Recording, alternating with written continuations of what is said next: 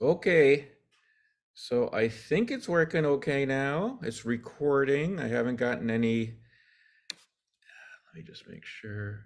Yeah, I haven't gotten any errors. Let me see if I can share my screen now. Yeah, good. Things look much better than they did. Okay, here I go. I'm sharing my screen. There's that. But let me, okay. Hold on a second. Pin to full screen. Speaker. Hold on a second. Put this in here. Um, Things aren't still perfect, but let me see here.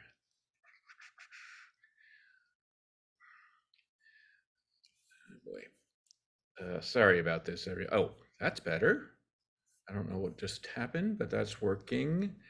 This down to here. This down to, let me open chat. Good. Okay, I think that's good.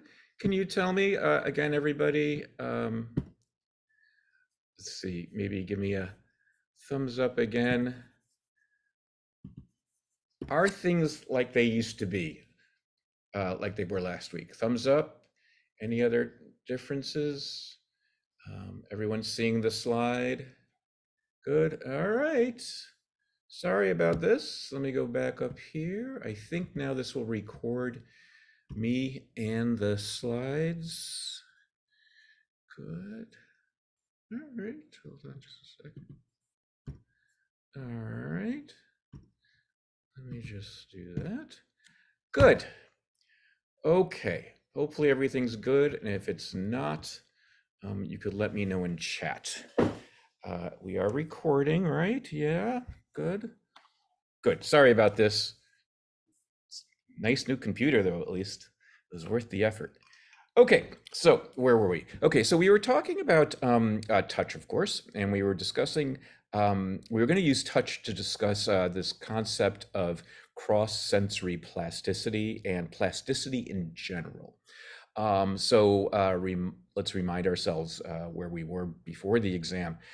We were talking about the blind first and how folks like John Bramlett, the blind painter, likely had plasticity in his brain, so he could make use of his visual regions to help him touch, so he could perform the painting that he does, and uses his kind of enhanced sense of touch to do so. But then we talked about the fact that this is something that you don't need to be blind for most of your life to show. In the old days, we used to think that just folks blind from birth showed these sort of differences, but then we learned that this can happen if one is blind later in life. And then the research started showing that not even like full blindness, but temporary blindness, like being blindfolded in an experiment shows these sorts of things. And so we ended discussing these really kind of important experiments showing that if you blind sighted people for over the course for a few days, you can actually track how much, first of all, their behavior changes, how their ability to discriminate touch in something like a braille task will improve, but also how their visual brain becomes more and more involved in this enhancement of the process. And so we discussed that with these about using these subjects that were put in a hospital room and were blindfolded for 5 days. But I also mentioned that there were more than one group of subjects in these experiments. The one that was blindfolded and taught Braille, those were the folks that really earned their money. But then there were these other groups as well. There were people that were put in the same situation, were taught Braille for whatever it is, 6 hours a day. Yeah, taught Braille for 6 hours a day, but we're not blindfolded. And what you find is that they do improve their Braille skill a little bit, but they're not really involving their visual brain areas.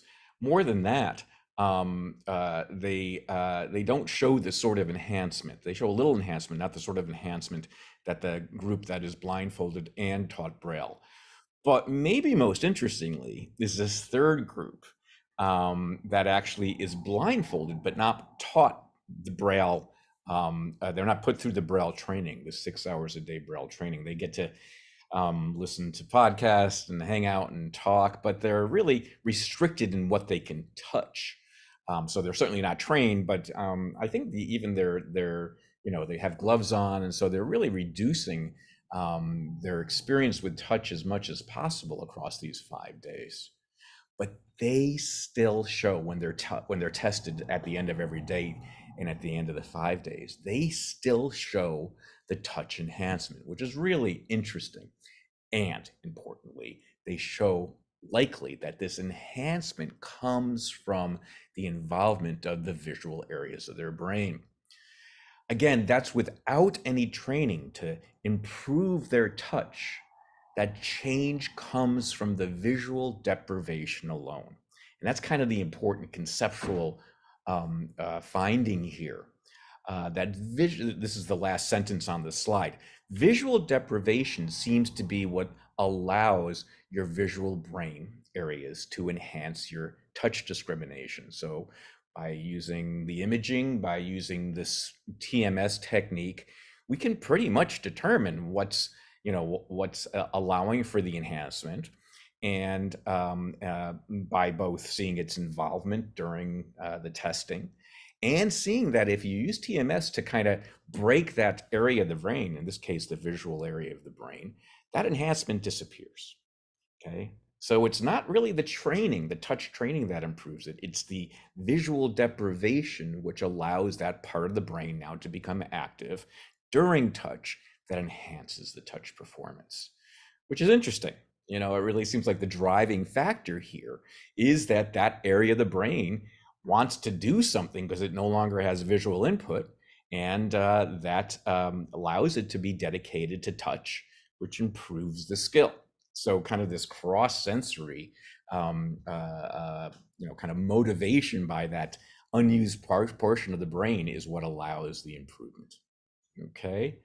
By the way, you might be interested what happens after the experiment is over. So yeah, they get their blindfold taken off. They get their big money. Hopefully, it's a lot of money. That's a tough experiment to be in. But what happens to their enhanced touch? And what happens to the involvement of the visual brain areas when it comes to touch? It reverts back to where it was. That's the kind of overall. I mean, for a few days, you do see that it will continue to help touch, but within a couple of days, 2-3 days, now that the visual cortex is getting visual input again, as it normally had been, it reverts to pretty much being dedicated to visual input.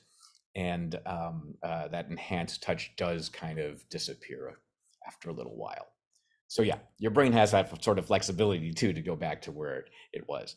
I don't know the detail. I don't know how much these folks were actually followed. It could be that they were able to show a little bit of a touch enhancement because of their experience in the long term, but it's very minimal. It's nowhere near where it was after the 5 days of the blindfolding. Okay, cool. Let's go on then. And talk about even more temporary examples of visual brain areas enhancement of touch. So the idea here is that your visual brain is going to be ready for you to touch even in situations that don't involve checking into a hospital room for 5 days to be blindfolded. And so we're talking about much shorter term deprivation.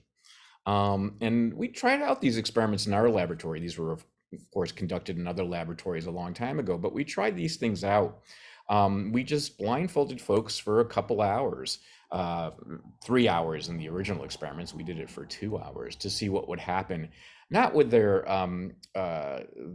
touch in our case. We were interested in hearing, but and it's not worth telling you about those experiments. They really didn't work out very well. But it is something that subjects can do. It's not really much of a problem. They have a blindfold on for a couple of hours.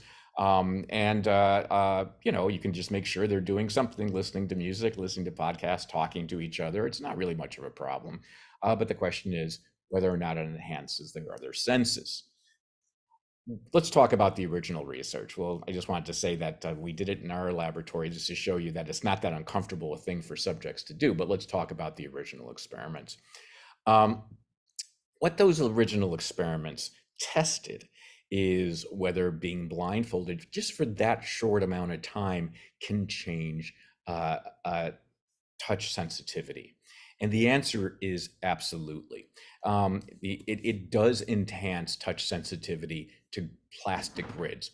Let me tell you how this test works. It's a little bit different than what you saw last time when it came to the the evaluation through having them touch braille. In these experiments, what you do is something that's even much more fundamental than touching Braille and assessing their skill based on Braille. You just determine how much pressure they need on their skin to identify a little plastic grid as being vertically placed on their skin versus horizontally placed on their skin. So this is kind of a side view of this little plastic piece that goes on their skin. That's all it is, a little plastic thing. It's probably, it's about the size of a fingertip right here. And then there's a little post that's connected behind it, so it can be attached to this little apparatus here. And so the idea is that you can adjust how much pressure is applied to the skin with the plastic grid. Okay. And the plastic grid, as I said, can either be oriented so it's vertically on the skin, so its ridges are parallel to the length of the finger. Okay. Yep. So they go this way, the ridges go this way, or the ridges go side to side. Okay. It's a very easy thing to do. I mean, if you had a little plastic grid and put it on your finger, you'd very easily be able to tell whether it was horizontally or vertically on your skin. The question is, though, how much pressure do you need to be able to identify whether it's vertical or horizontal? And that's what this apparatus does.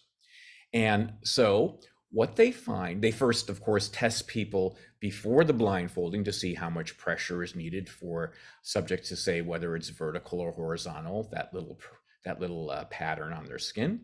Okay. And then you blindfold them to see if they need less pressure to determine whether it's horizontal or vertical. And the answer is already up there because blindfolding is shown to enhance discrimination of these grids. You need less pressure after being blindfolded to determine whether it's horizontal or vertically on your skin. Okay, you need to push down with less force in this case to determine whether it's horizontally or vertically placed on the skin. It's very straightforward. It's just another way. I just wanted to give you another sense of how these things are tested. But maybe most importantly from this, it's just 3 hours. 3 hours of visual deprivation is all you need. And I should say, as we did these experiments too, we followed their method. This is an experiment where people actually have their arms on a chair, so their hands are over the arms of the chair and are told not to touch anything. They're told just leave your hands there so that your fingers aren't touching anything. And it's a very easy thing for them to do. It's relaxing. They're just kept busy by talking to each other or listening to podcasts or music or something like that. But the important thing is their fingertips get no experience touching anything. This is to show that you don't need to practice touch to have this enhancement. Again, you just need to deprive the visual regions of your brain, and those regions are looking for something to do, and they enhance your sense of touch even without the experience of touching anything at all. Okay, so just that 3 hour period will show visual enhancement. Interestingly, in some ways, I'm not sure this is exactly the same thing, but it is related. You actually do use your visual regions for touch every once in a while. So, touching your keys in your pocket, using kind of your fine-grained touch to know which key you're touching. So if maybe you've had this sort of thing. Oh shoot, I should have brought my keys. I like to use it as an example. But I don't know if you've ever seen keys like this, but my keys, um, so the it's a long story, but where my band, my one of my bands rehearses is in a not a great area of Burbank, and you find that rehearsal studios are kind of in areas that have a lot of empty warehouses and things like that, because it's a nice way to keep the sound of rock bands away from the public. It's sound insulated and all that sort of thing. But studios that bands rent are often in not the greatest locations in cities. The same thing with, there's ones on, near to me, but there's an area in Burbank. And because of that, and because we rehearse at night, I just like to go. Never had any problems, but I like to go from my car into the rehearsal studios as quickly as possible. So what I did is I put a little plastic thing around the end of the key so I could feel which is the right key while my key is still in my pocket. And it's also very dark there, so it helps me know which key to use. So I just don't have to fiddle with my keys. And, I have a guitar on my back usually, and I want to go in as quickly as possible. So that's not worth it. You get the idea. Imagine there's a key here, there's a key, and at the end, this is the part of the key that you put into the doorknob. This is the end of the key, and there's a little plastic piece that I put on here. That's just very, touchable. You can tell which key has the piece on it. And when I have that in my pocket and I am reaching into my pocket to make sure I'm pulling out the right key by feeling that little plastic piece I added to the key, it is very likely that in that situation, I actually am using the visual regions of my brain to make that determination. Okay, so typically when I touch keys, when anybody else touches keys, they are using. Oh, I brought my brain home. I think this is a good time to bring out my brain.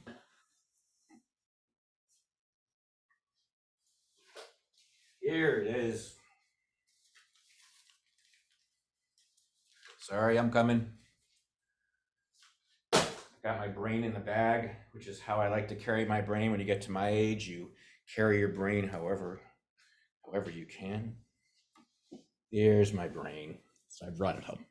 Okay, so just to remind you of this, the touch areas are right here, right? And that's what's generally going to light up when I touch my keys. But when I am touching my keys, there's the front of the brain, the back of the brain. When I am touching my keys for this purpose, right? I want to make sure I have the right key. It has that plastic piece on the end, on the back end. I'm touching to make sure I have it. It's in my pocket still. I'm not using vision. What probably is happening is the back is lighting up, the parts that are usually involved in vision or mostly vision. Okay.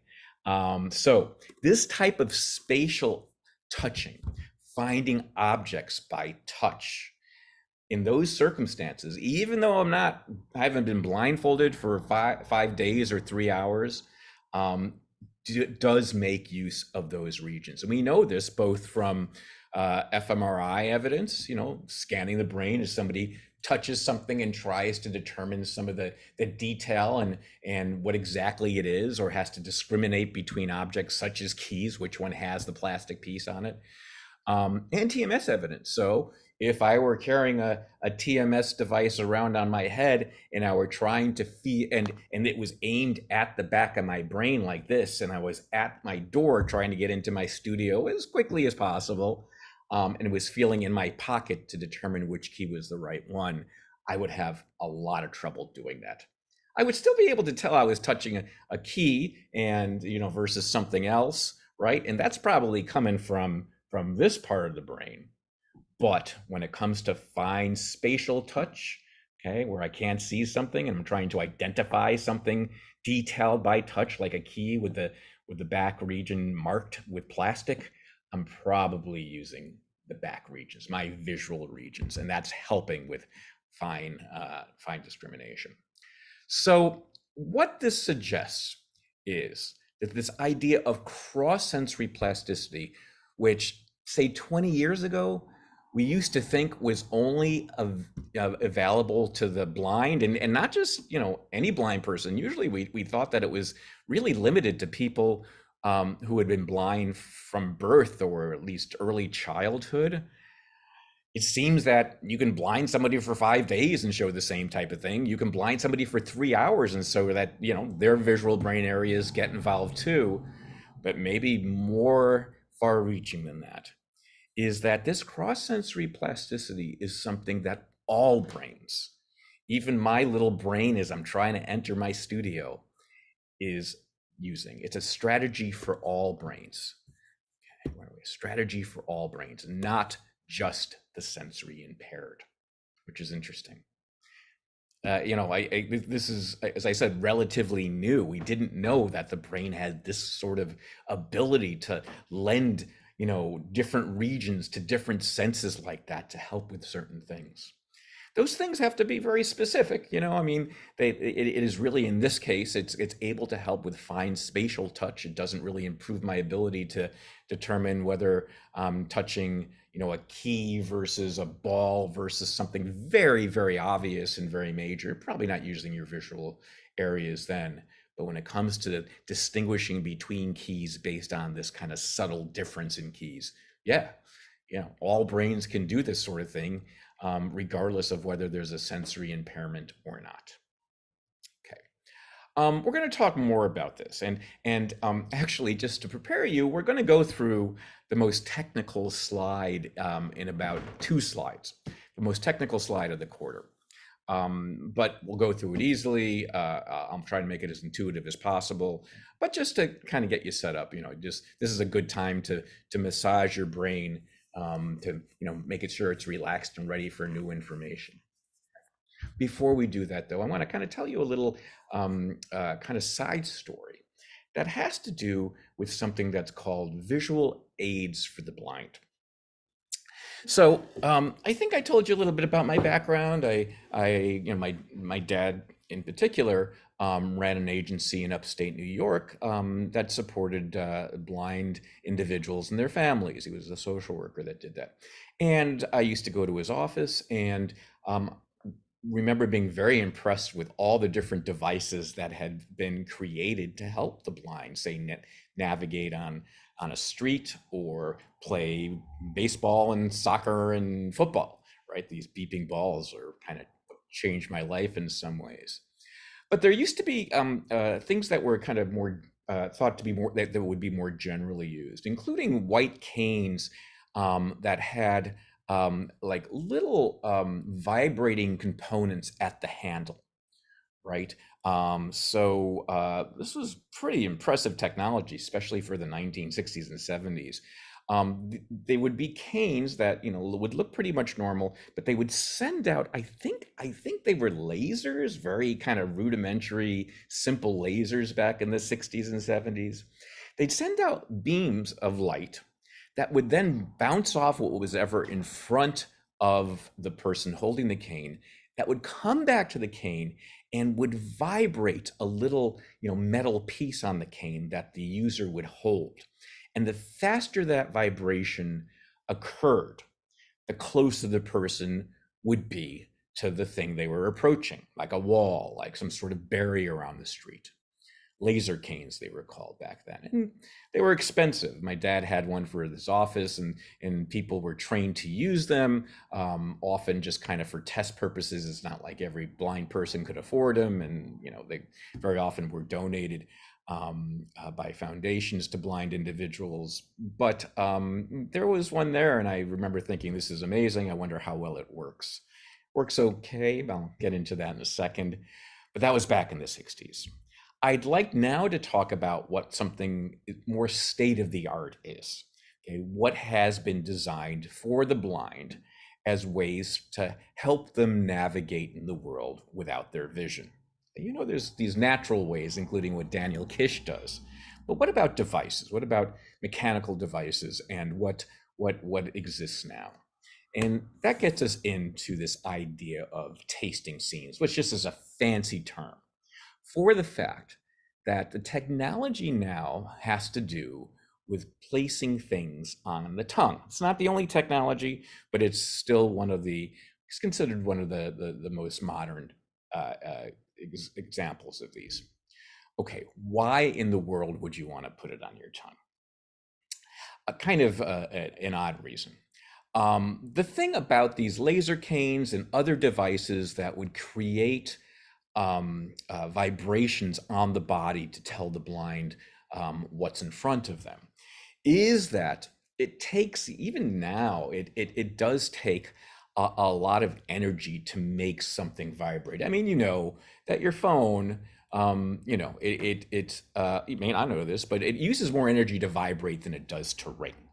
Okay, and it's why you need to charge it every night, and you know it's one of the reasons you have to charge. The screen takes a lot of power too, but you're vibrating your phone when it could ring is using more power, and so that's very very true also of these devices that were designed for the blind to tell them, you know, the more that the closer they were getting to something, the more intense the vibration would become.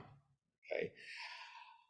Less energy is needed to communicate this type of information to the tongue using this type of device you're seeing here. Why? Well, because the tongue's moist, okay? And it's a great place for electrical contact, and you don't need to, oh, also, and the tongue is very, very sensitive. Remember when we were looking at the map of that, of the touch part of the brain, we saw that a lot of that area was devoted to the tongue. And you probably know this, when you bite your tongue, it hurts. It hurts a lot more than when you scrape your finger. That's very clear. Your tongue's very sensitive.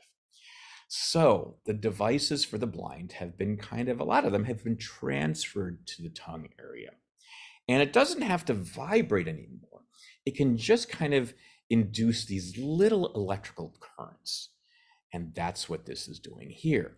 You put it on the tongue, and what it ends up feeling like, I've had a chance to play with these a little bit, is it feels like soda bubbles on your tongue. Yeah, like this. I've got some fizzy water right here, and I can feel the little bubbles on my tongue. These bubbles, I think, maybe more like champagne bubbles. You know, if you've had champagne, you know the bubbles are very distinct and they kind of take a while to fizzle out. That's what this feels like on your tongue. The question is, can you be trained not just to feel these on your tongue, but to feel patterns on your tongue so that you can use these kind of little patterns of electrical activity on your tongue to determine what's in front of you? And I have a little video here to explain how this works. Actually, I'm going to stop my share for a second because I don't think I clicked on video, the video setting. So we will do this again. Yeah, I didn't. And oops, hold on a second.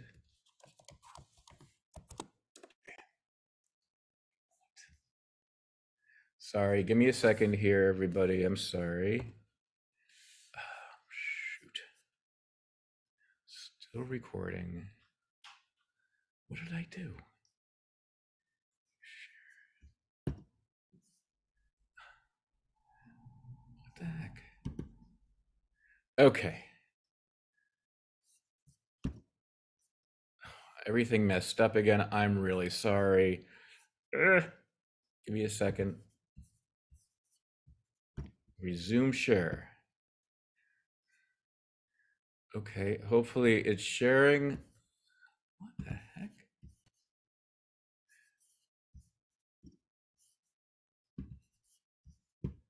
Okay. All right, I think everything's back to normal. If it's not, please let me know. We are recording, we are sharing with sound, and let me show you this video.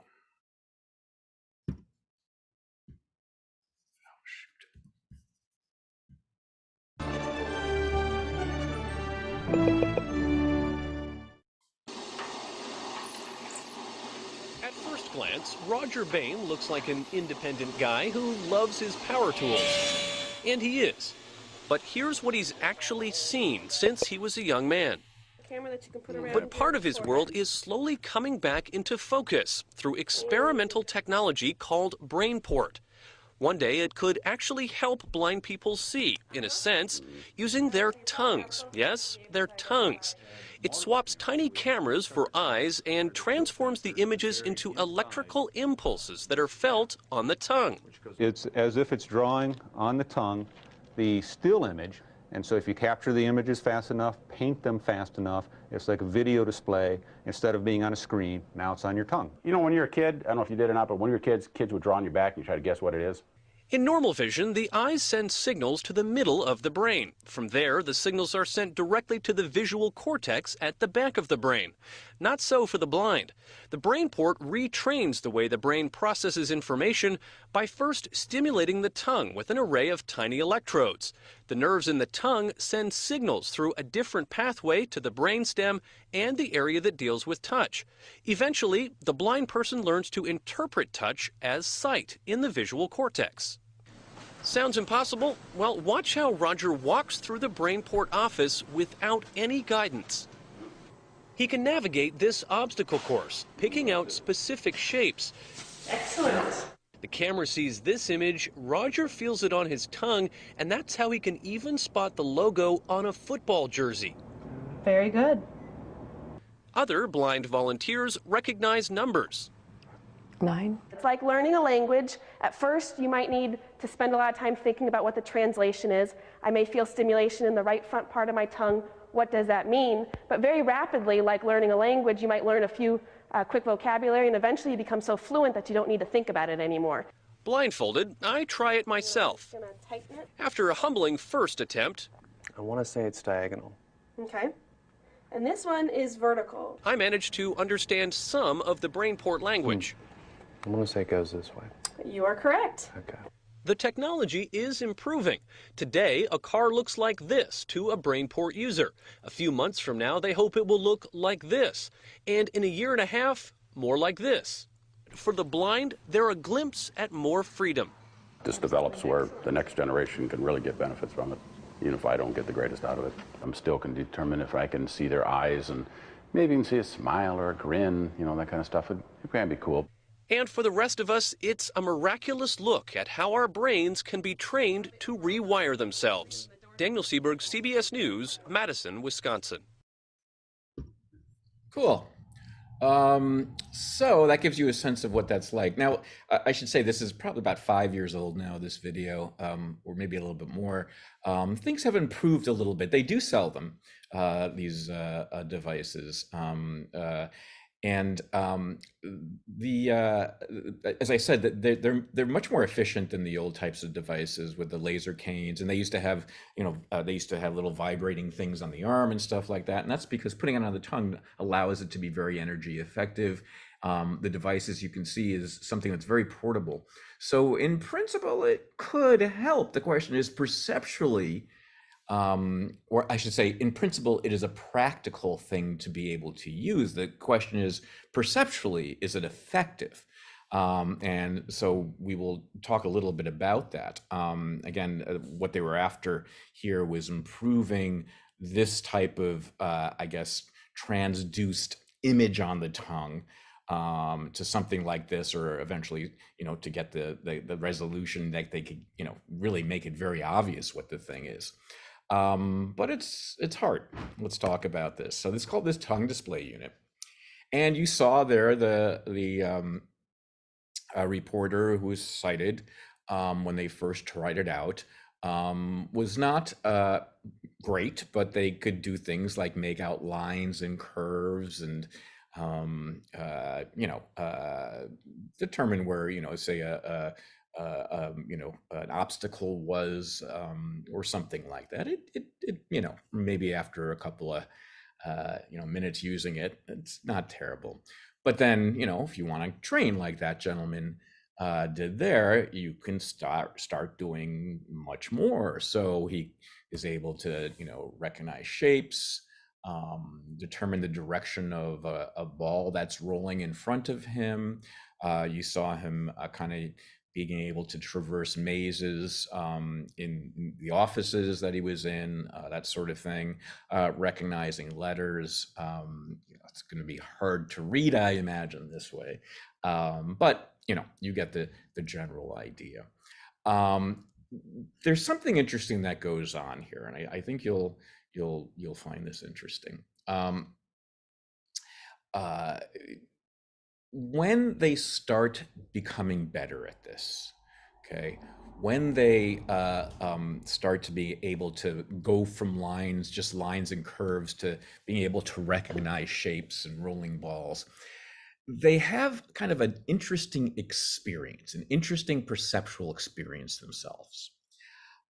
So at first, when they're just able to, determine the lines and curves, when they're just starting out, it's a very kind of conscious experience where you feel something on your tongue. You feel, the patterns on your tongue, and then you kind of have to think, okay, what would this be like? They kind of are very conscious of making this kind of translation between what they're feeling on their tongue and then what would be out in the world. Okay, it's a very kind of fundamental sensory experience they're getting on their tongue, and then they have to say, that's probably a line going to the left. And you could imagine how it'd be like that, right? I kind of feel a line on my tongue, so there must be a line out there. Okay, that's how it would be like when you're starting out.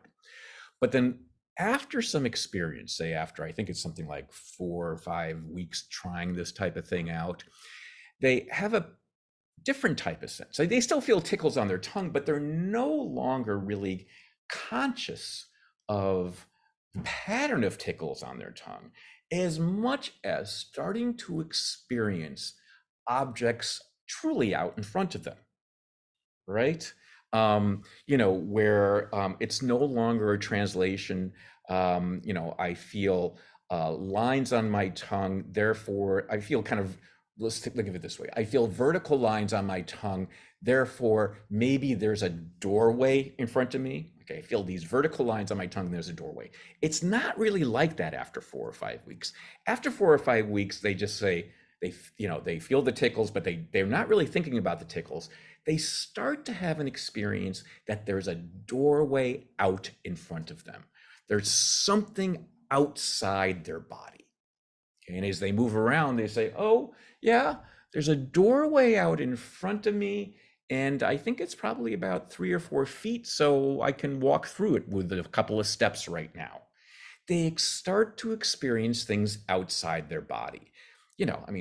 Whether they visualize it or not, it really kind of depends on how much when they went blind. That's a whole different story about, whether the blind actually have some sort of a kind of visual imagination. It depends on their experience. If they didn't go blind until later in life, they probably do imagine things a little bit. But regardless, they certainly feel things outside their body. That they feel like there's something in front of them. Like, when you were echolocating, you felt like there was something in front of you. Okay, it's that type of thing. Okay. Here's the thing I think is really interesting. When it shifts from having an experience that you feel something on your tongue and you kind of have to consciously translate it to what it might be in the world, which you started off with, to not having that conscious sort of process, but knowing there's tickles on your tongue, but experiencing something in front of you. Guess what happens in your brain?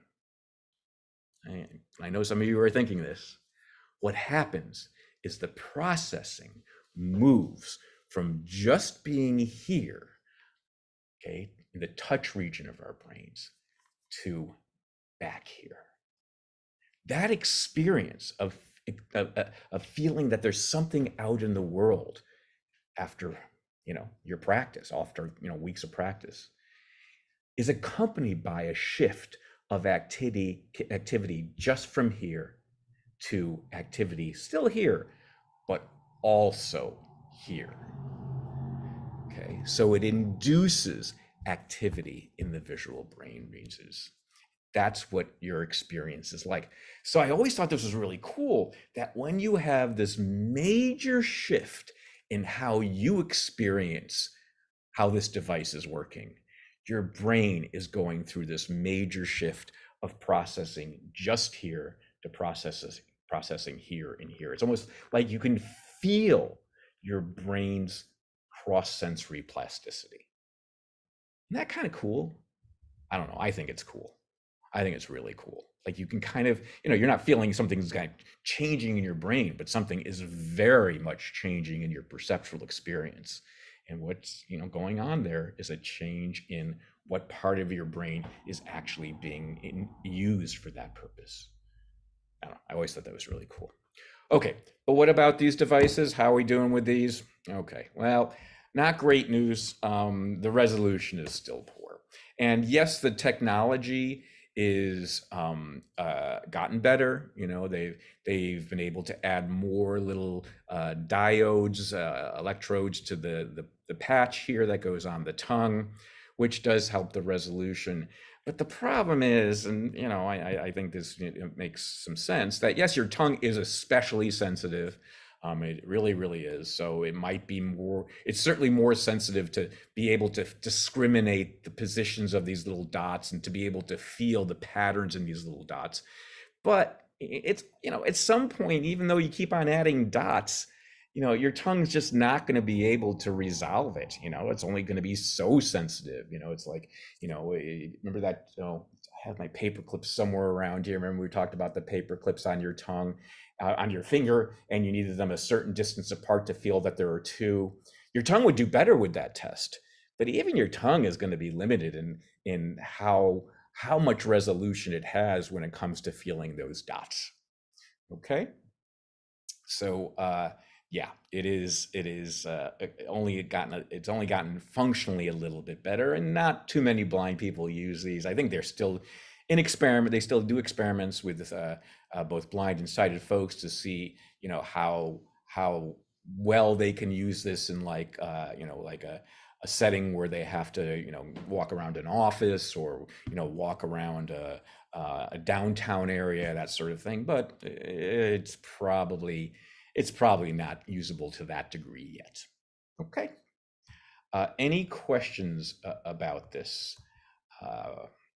Okay, we can go on then and continue to talk about this. We're going to talk now about general plasticity. So we're going to move from this kind of cross-sensory plasticity to what goes on in just the sensory region here of the brain when we get experience touching.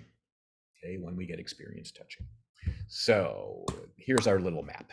Remember, we're talking about this, and you can see a lot of the map here is devoted to the face, and here's the tongue right under the face. They can see that the tongue gets a lot, our tongue is a lot smaller than our thigh, but where's our thigh? Trunk. Oh, here's our entire trunk. Wow. Okay, so, the trunk would be this whole body here under my ribs going to my waist. This is all it gets in my touch area. The tongue, which is tiny compared to that, gets a lot more, just to give you a sense. And just to remind you what we're looking at here, we can be right here, we're looking at the brain from the front, and we're just slicing it up. Can I slice this up? No. And we're looking at the front view of this strip right here. Okay, so yeah, we can map it out. Yeah, let's map it out here. So right up here, okay, is where the knees and the toes, then we go to shoulder and fingers. You're following this down, I assume, right? Down to the face, tongue, swallowing, I guess, is the throat, whatever. Okay? All right, so that's what we're looking at. So we're interested to see if that map can be changed a little bit by asking people to have experiences touching. Okay, so we're no longer talking about going across the sensory modalities, cross, eyes to ear, eyes to touch, or touch to eyes and ears and all that sort of stuff. We're just interested to see if experience will change how this map here looks when it comes to touching. Okay, so plasticity in the touch area of the brain. Okay, let me give you a tiny bit of history about this. We've known that, once we started being able to map out that brain region, using fMRI, or there's other techniques too, we learned that folks who use Braille, and Braille, I should mention, makes use, here, imagine a piece of paper here. Imagine this is Braille right here. No, you can't see that very well. There we go. There's a piece of paper. You can see that. As you feel the Braille here, okay, I'm using these 3 fingers of both hands typically. It's usually, well, I can't, yeah. It's like it's reading like this typically, okay, like that, like this, that sort of thing. So these 3 fingers are what really touch Braille, okay? And it turns out from experienced Braille users, blind especially, that Braille users have a larger area dedicated to the 3 fingers that use Braille, that touch Braille. So Braille users have a larger area dedicated to the 3 middle fingers of each hand. So we could zoom in on this area of the map right here to find out which part of this region in here is dedicated to which finger. We can do that map, okay? And what you find is that for Braille users, they have a disproportionately large area to the fingers they use for Braille, which are the 3 middle fingers. Cool, makes sense. Let's look at other experts, other touching experts. Let's talk about violinists, okay? Do I have a violin here? No, but I have something almost like a violin. Okay, don't panic, I'll be right back. Yeah.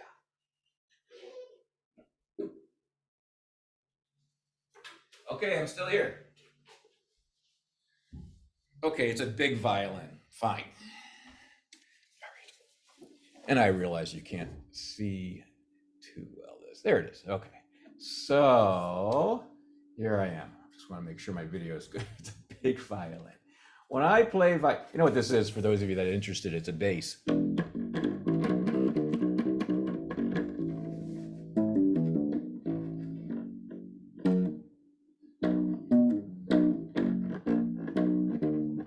Okay, it's a bass. It's a cool little bass that when you plug it in, it actually sounds really good. But it's the size of a violin, pretty much. And a violin,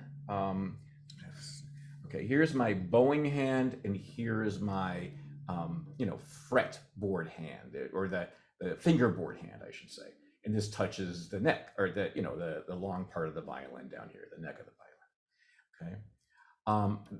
What's really important when I play violin is that these fingers have to be very dexterous. They have to move around, and they have to, sometimes, shake to get certain sounds out of the violin, and they have to have a lot of touch sensitivity. So, like with the Braille users, you would imagine that there might be more area in the brain, that little touch map, that would be dedicated to the fingers that are being used. And that's exactly what happens, okay? Oops, yeah, so violin players have more area dedicated to those 3 fingers of their left hand. This is right-handed violinist, by the way. Okay, so here I am bowing, here I am, I have my fingers down here on the fingerboard, and these fingers are the ones that have to have a lot of touch sensitivity. This is just grabbing something, and yeah, this has a lot of motor dexterity, but this has a lot of touch dexterity and a lot of touch sensitivity, which increases the map for these 3 fingers. I'm sorry, 4 fingers. Yeah, I should have mentioned that. It is actually 4 fingers. It's not important that you get that, it's 4 versus 3. But for those of you that know how to play violin, you know that you use these 4 fingers on the neck. Okay. All right. Cool. And so also, because my right hand's not really required to have that sort of touch sensitivity, you can find that this is true of the left hand and not the right hand. By the way, I don't think I ever mentioned this, but you might know from your other classes that this here, okay, so you're looking at the brain here, this is my brain, okay, right, like that, okay, good, okay, this is the front. This side is going to map my left hand, and this side is going to map my right hand. So you can look at the maps, the finger maps. So this is repeated across the two sides of the brain, okay? So you can look to see if this disproportionate amount of area dedicated to the fingerboard left hand is going to be something that's going to happen, in the left and the right side of the brain. And what you find is, no, it's just the left hand fingers, because those are the ones that really need that touch sensitivity. Okay, cool. What else? It's been known that folks that use tools all the time, folks that are putting together, I don't know, cabinets or things like that, also show touch sensitivity. But in addition to that, okay, you find that the brain will shift almost to make room for the tool as if it's a new part of the body, okay? As if it's a new part of the body. So this is actually an experiment that was done over the course, I think, of a few days, where people took tongs. You know what tongs are? Like you use when you're barbecuing, the grabber things. You press them in to flip your ribs, right? Like that. They use tongs like that in the experiment to move around a little, I think it's a little rubber cork or something, and put it in various holes. Yeah, here, this is showing these great things. Here are the tongs. And you just move the little rubber cork to different holes, and you're supposed to be able to do it in a certain amount of time or something like that. The idea is that you're getting the subjects to become very, very good tool users when it comes to these tongs. And you map their brain regions before and then after, say, a number of hours of experience moving around this object. And what you see is interesting. You do see more area dedicated to the fingers that are using the tong, but you also find kind of gaps here, little gaps that are thought to actually, in a sense, be mapping the tongs. It's kind of hard to explain, but it's almost as if the tongs become kind of an extension of the fingers that are being used here, which is really, really interesting. Okay. Not only does the brain shift, okay, our touch sensitivity changes as well with experience, okay, with this plasticity within the touch regions, right? So enhanced touch will occur with experience. And this has been done in a number of different contexts, but I'm just going to use another one from music. This is expert pianists. These are folks that have played piano for many, many, many years. And what you find is, for these individuals, that their 2-point touch sensitivity, and here's actually that device. I should have had it back when I first started talking about this type of sensitivity. Remember, there's lots of ways of testing sensitivity in touch. This is the one that I tried to demonstrate with the two paperclip tips, right? And this is the one that's, you find in, occupational and physical rehabilitation centers for the elderly and people who've had strokes and that sort of thing. They test your 2-point sensitivity with this little plastic device here. And the question just, close your eyes and tell me when you can feel 2 points versus 1 point. And they'll start with this little one out here, which is a single point, and it will touch the skin and they'll say, that's a single point. Okay, now they'll use this one to touch the skin. Is this 1 or 2? And probably most people will say, I still feel 1, and they'll go around. And as you can see, as you go around here, those 2 little prongs increase their distance. The question is, how much distance is needed for you to feel that there are 2 rather than 1? Okay, and it might be something like here. Maybe for folks that have very poor 2-point touch sensitivity, these points might have to be pretty far apart. And you touch the elderly, or not even that. I mean, I'm sure you could do 40, 50-year-olds and find that they are not able to tell that this is 2 points here. They're just too close together. But what you find is that individuals who have experience with very kind of subtle touch will, in fact, show, like pianists, will show greater 2-point touch sensitivity.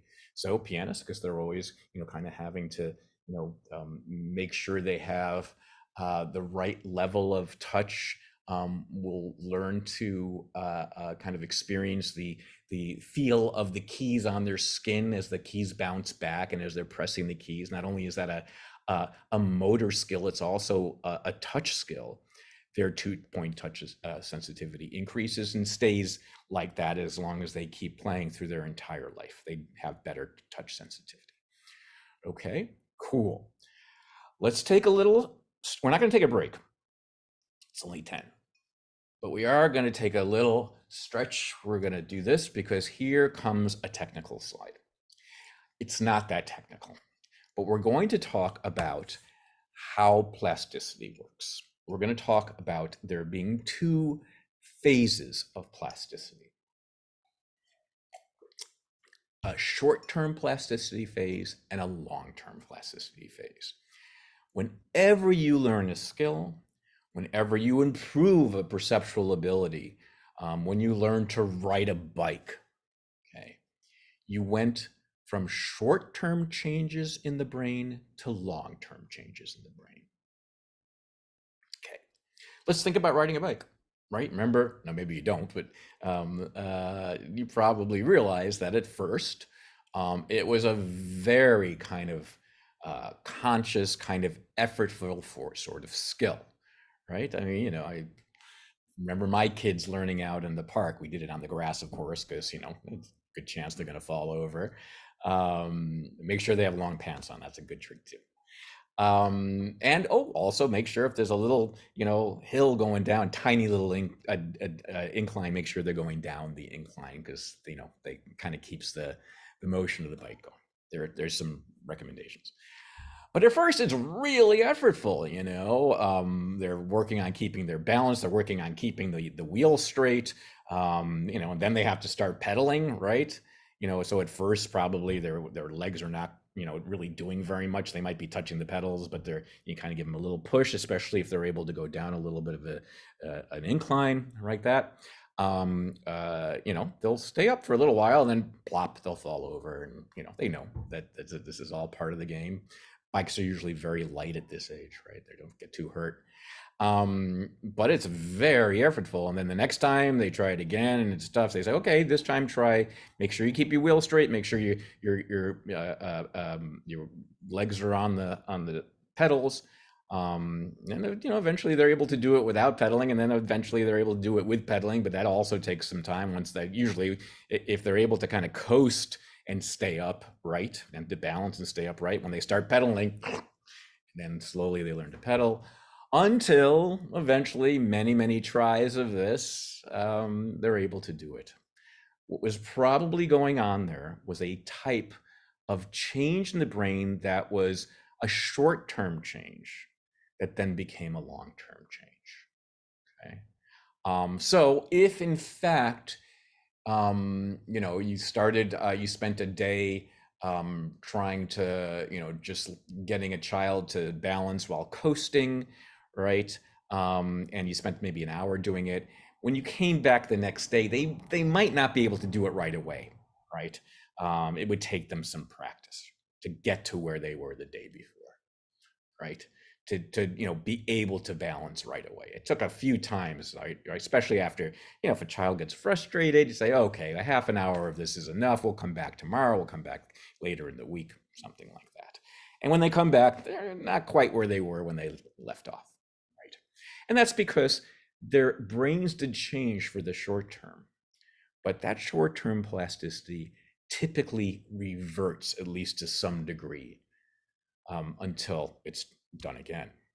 And it's not until the short-term plasticity gets kind of established over and over again that the long-term changes occur, where you now know how to ride a bike, and even if you haven't ridden one in many months, even a few years, if you're in college, you don't have your bike with you, right? When you go home and your buddies want to go out and ride a bike to go somewhere, right, you'll be fine. You'll be absolutely fine. Chances are, you might take a little second to feel, to get used to how it feels to be on a bike seat. That's kind of a weird feeling at first, right? But you're not going to fall over. You're going to be great. You've established long-term plasticity when you're bike riding. That's what we're going to talk about. Okay, but we're going to talk about it in kind of experimental context, and we're going to talk about the details of what goes on with cells as this occurs. Okay, it is their most technical discussion. I always warn people of that, but we'll get to it, and we'll then take a break afterwards to rest your brains. Okay. So what happens with short-term plasticity? I like to describe what happens by telling you a story of some somewhat, in hindsight, some problematic behavior I did when I was a graduate student with my graduate student friends. I went to graduate school in Connecticut. And we stayed, there's a lot of very old apartments in Connecticut. It's not like the apartments you guys might be in now, which are, probably built in the, 60s, 70s, probably even, probably much more new than that. So you're in new apartments. I'm talking about apartments that were designed in the 40s, 50s, that sort of thing, that were in very, very old buildings that had, experienced many, many, many, many tenants. Okay.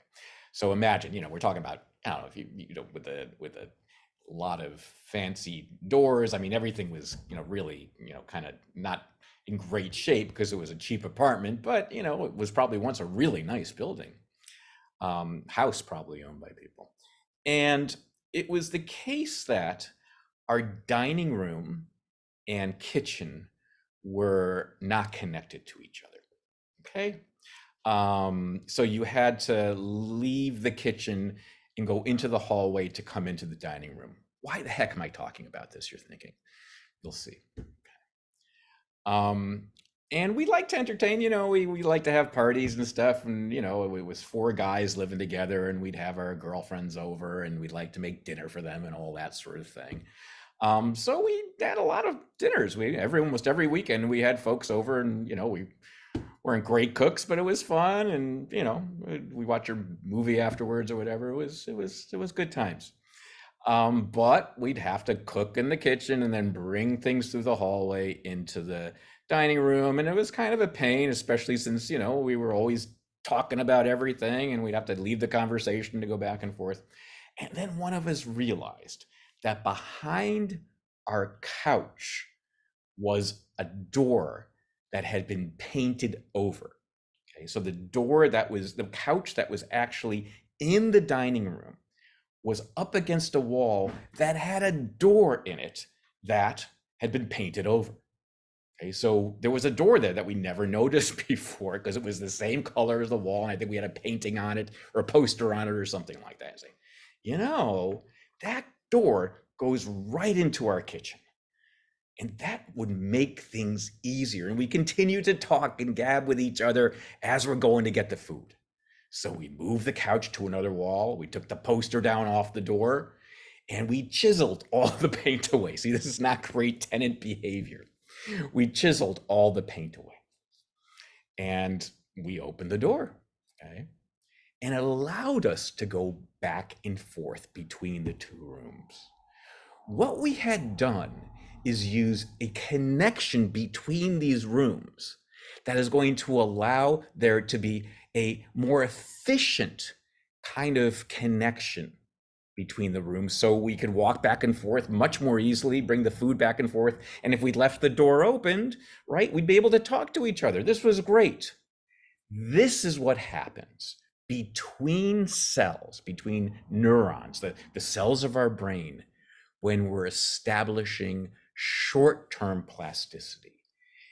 We used a dormant connection between the rooms, a dormant door, right? It was a connection, but one that had not been used for a long time, a dormant connection between the rooms. Just like your cells will use this connection between other cells that don't exist. So the idea here is that when we're learning something, we use connections between cells that exist but haven't been used either in a very long time or ever. Okay, brain develops, and it has kind of connections between cells, but there's no kind of activity going through those connections until we start learning something new. Okay, cool. So this was great. This allowed us to go back and forth, and I remember, we would open and close the door if we didn't have friends over. We'd close the door. But what we realized after a while is that it's kind of nice to have a connection, a consistent connection between these rooms. So we took the door off its hinges. So there was no more door. It was just a doorway. And this allowed there to be, so now we know no longer how to worry about what position the door was in when we were going back and forth, right? It was just opened, okay? We kind of created this once dormant pathway through the rooms now to be very efficient by taking the door off the hinges and allowing us to go back and forth. That happens with your cells. When sustained, okay, when you're learning something new, there are dormant connections that are then made more efficient by something like, allowing there to be a very clear pathway between the cells. Okay, a very clear pathway between the cells. Cool. This was great. Now, here's where things get a little, I think, a little troublesome for the landlord, right? And troublesome for us.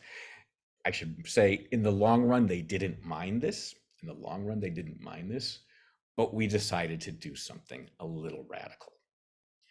What we decided to do was kind of increase the space, the open space between the kitchen and the dining room by destroying part of the wall.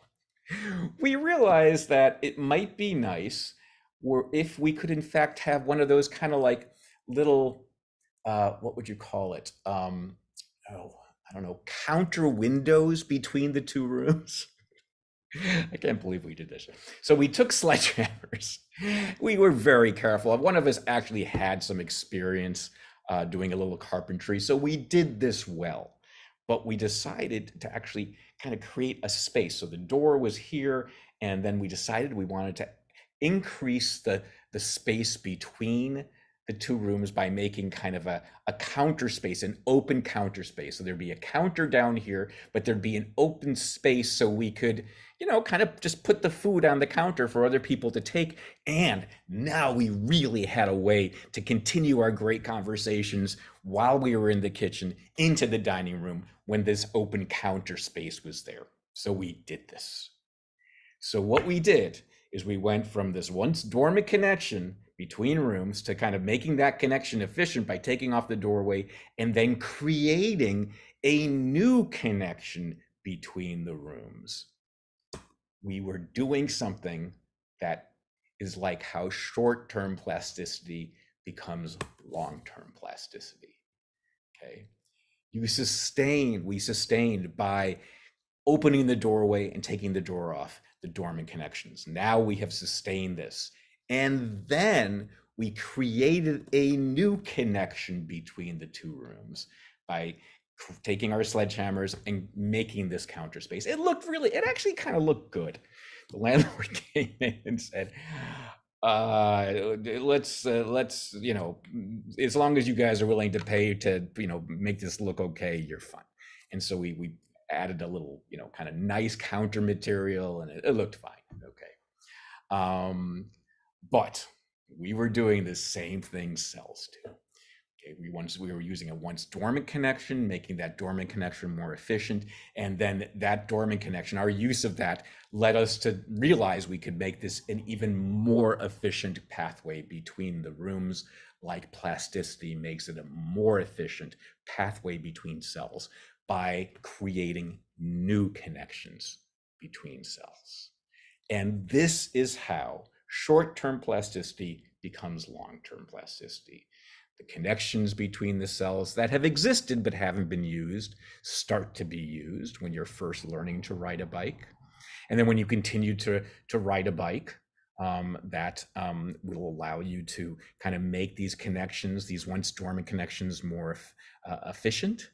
And then as you now get to long-term plasticity and the behavior, the skill becomes yours, it becomes second nature, as we like to say, you've created new connections between the cells. This is the basis of all plasticity, whether we're talking about cross-sensory plasticity in the blind, or we're talking about expertise as you're becoming better at touch through learning piano or learning violin or something like that. Okay, hopefully you got that idea. So this is how we establish. This is how we establish expertise. This is how we establish a skill through these type of changes between ourselves. Cool. Let's now talk about an experiment that shows this. Okay, the little scenario in my graduate school apartment is probably something you're going to remember. I certainly do, but it's not an experimental version of this. So let's talk about an experimental version of this. And actually, for this one, I think the one I chose for the book and the one I'm going to use here is one that actually talks about motor changes. What I mean by motor changes is kind of learning a new skill. Okay, through playing on a piano keyboard. Okay, actually, I have this keyboard here. Can I get it? It will just take a second. It will take less than 1 minute. Let me get the keyboard and I'll show you the pattern that's learned in this skill.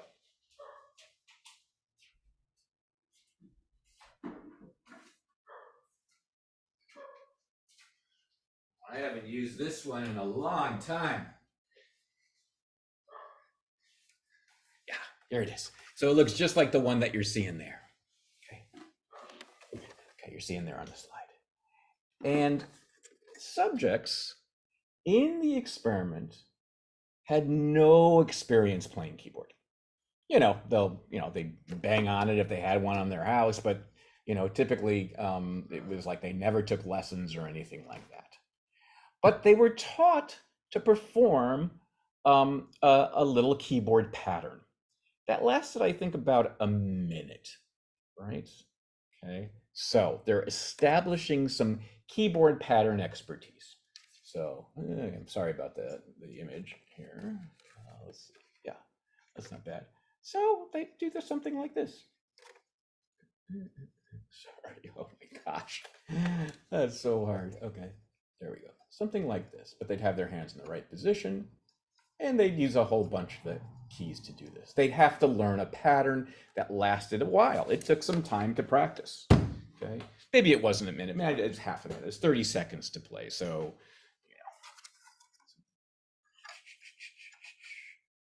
something like this. And they had to do it well in speed. They had to do it well on accuracy of the right keys. I think they use both the black keys and the white keys. Basically, it's like learning a little melody on the keyboard. You can hook this up to a computer very easily, by the way. And it's going to be good that you can hook these keyboards up to the computer. Because it's going to be a way for the experimenters to test how accurate our people are and if they're getting better. Okay, cool. So here's what we do. We ask people to practice this keyboard pattern a lot, because this is going to be one of these examples where we're going to be trying to see what goes on in the brain for short-term and long-term plasticity. You ask them to practice for 2 hours a day for 5 days. And you do some brain imaging. Okay, you do imaging as they play the little pattern at the beginning of each practice session and at the end of each practice session. Okay, so they come in the first day, you teach them the pattern, they then do the pattern. Okay, make sure they get it at least a little bit. They're not going to be perfect in my first day, that's for sure. Okay, and while they try, you scan their brains. Okay, it's easy to put something like this in the scanner, by the way. So I think, well, it's got metal in it probably, but you give them a keyboard that doesn't have metal, so they can do it in the scanner. They're lying down, but they can use it like this. Their fingers still have mobility. Okay, cool. So you look to see what happens in their brain when they're first doing it at the beginning of their first session, right? Then you take them out of the scanner, and then you just have them practice this for 2 hours on the first day. And then at the very end of the first day, you bring them back into the scanner and have them do the pattern. And what you're looking at is if the part of the brain that is responsible in this case for motor coordination changes after 2 hours of practice. Now, I can tell you where that is. Remember this, I think we said this was blue, light blue, right? This strip that is in front of the light blue strip right here. I'm colorblind, but I believe that's red. That's okay, I'm sorry. You're not gonna need to know this. Actually, you don't even need to know that it's in front of this. You just need to know that there's a map on this strip, but in that case, it has to do with a motor coordination map. So, if you tickle right here, if you put a little electrode here, someone might move their finger. If you move it up a little bit, they might move their elbow, that sort of thing, right? So this maps motor behavior onto the body, okay? Cool. What you wanna see though, is after 2 hours of practice, does this map change a little bit? And it does, okay? Brain organ organization appears after each practice session. So you look at it before, you look at it after, and it does appear to change, okay? However, you see, I kind of italicized, I highlighted the word after here. The second day, when they come back, you give them the keyboard, you put them in the scanner, and you have them play the pattern. The changes you saw at the end of yesterday's session after their 2-hour period reverted back to how things looked before they learned it on the second day. Does that make sense? Right? So you bring them back the second day and you have them play the melody right away, that pattern right away, to see if the changes that occurred after 2 hours yesterday are still there, and they are not still there. The brain reverts, okay? The brain reverts, that's fine. It's kind of like, the door kind of being closed again between the apartments. That's fine, it's closed, okay? But then you practice for 2 hours, you scan again, and yeah, those changes you saw at the end of yesterday's session, you're seeing at the end of the second day's session too, okay? The door is open again, cool. You come back the third day, let's scan again. What's going to happen? And when you do that, you find it reverts again. Those changes you established at the end of the second day session reverted back to its original configuration, okay? That happens for each of 5 days. It's only at the end of each session that you see that these new brain organizations occur. They come back the next morning, and the brain has reverted to its original state. Those are examples, each of those days are examples of short-term plasticity, because short-term, as it suggests, that name suggests, is that it's going to be reverting back, okay? Reverting back, okay? That happens for that experiment. Cool. Most of you have now finished your experiment. Thank you very much. Here's your credit for your intro psychology class. I appreciate it. Not most of you, half of you. The other half of you, okay, are going to continue to do this practicing. And you're going to continue doing it for a long time. Half of the subjects in this experiment were asked to do this for 4 more weeks at home. Okay, 4 more weeks at home. And here's what happens. They go home, they do it for 2 hours, I think every day, almost every day of the week, and they're monitoring them through the internet. So that, you can imagine they hook the little keyboard up to the computer, and the computer is connected to the internet. And so the experimenters can in the laboratory monitor to make sure the subjects actually are practicing, and they actually also make sure that they're practicing seriously, that they're improving and all that sort of thing, which is nice. So half the subjects do it for 4 more weeks. Okay. All right, good. You did it. Congratulations. Hopefully they get paid a lot of money, right? Hopefully they decide they want to take that new skill after 4 weeks and decide to become concert pianists. No, I'm kidding. But, it was nice of them to do. They get money. So the question is, they come back now to the laboratory and they go in the scanner and they're asked to start playing their pattern. Are we going to see that because it's early in the day and they haven't gone through their 2-hour session, that the brain is in its kind of standard state? Or is the practice that created that short-term change now going to be something that exists in the brain even before they start practicing after 4 weeks? And you guessed it, the brain reorganization now after 4 weeks appears before the practice session begins. They don't need that 2-hour session each day in order to get that new brain, to show that new brain organization. That new brain organization is theirs. It's solid. It's long-term plasticity. Okay.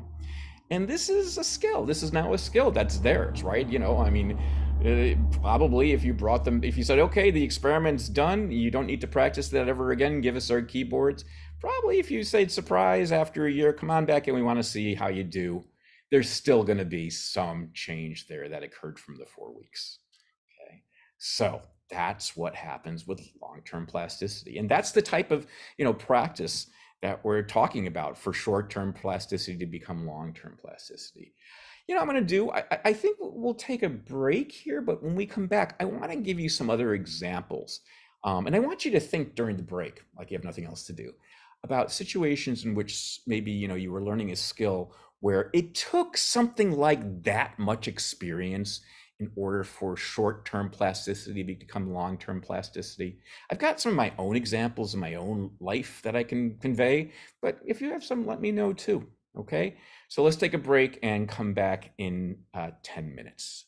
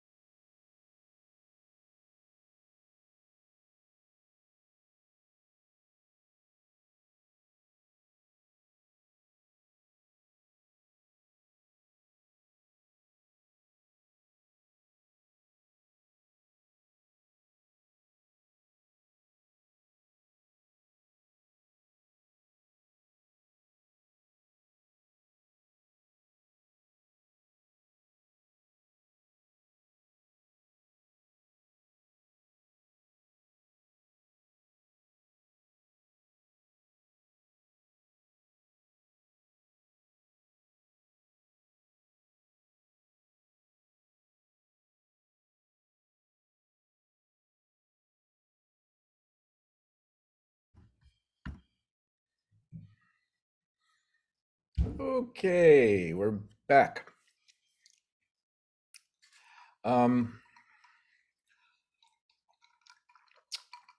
Just wanted to just summarize this slide once more because this is it. This is the toughest slide. That's the toughest thing you'll ever have to go through in your life. That slide. No, I'm kidding. It is the most technical slide in our course, obviously. So hopefully you understand it. Just keep in mind the destructive tendencies of Rosenblum when he was a graduate student, what he did to his apartment. And then I think the experiment, if you can remember the experiment and how it kind of distinguishes between how short-term plasticity occurs for the short term. Over the course of 2 hours, you do see brain changes, but then that does revert. And in order for the short-term plasticity to become long-term plasticity, it takes a period of time. Now that period, here we have a 4-week period where people kind of supported their short-term plasticity so that it then became something more permanent.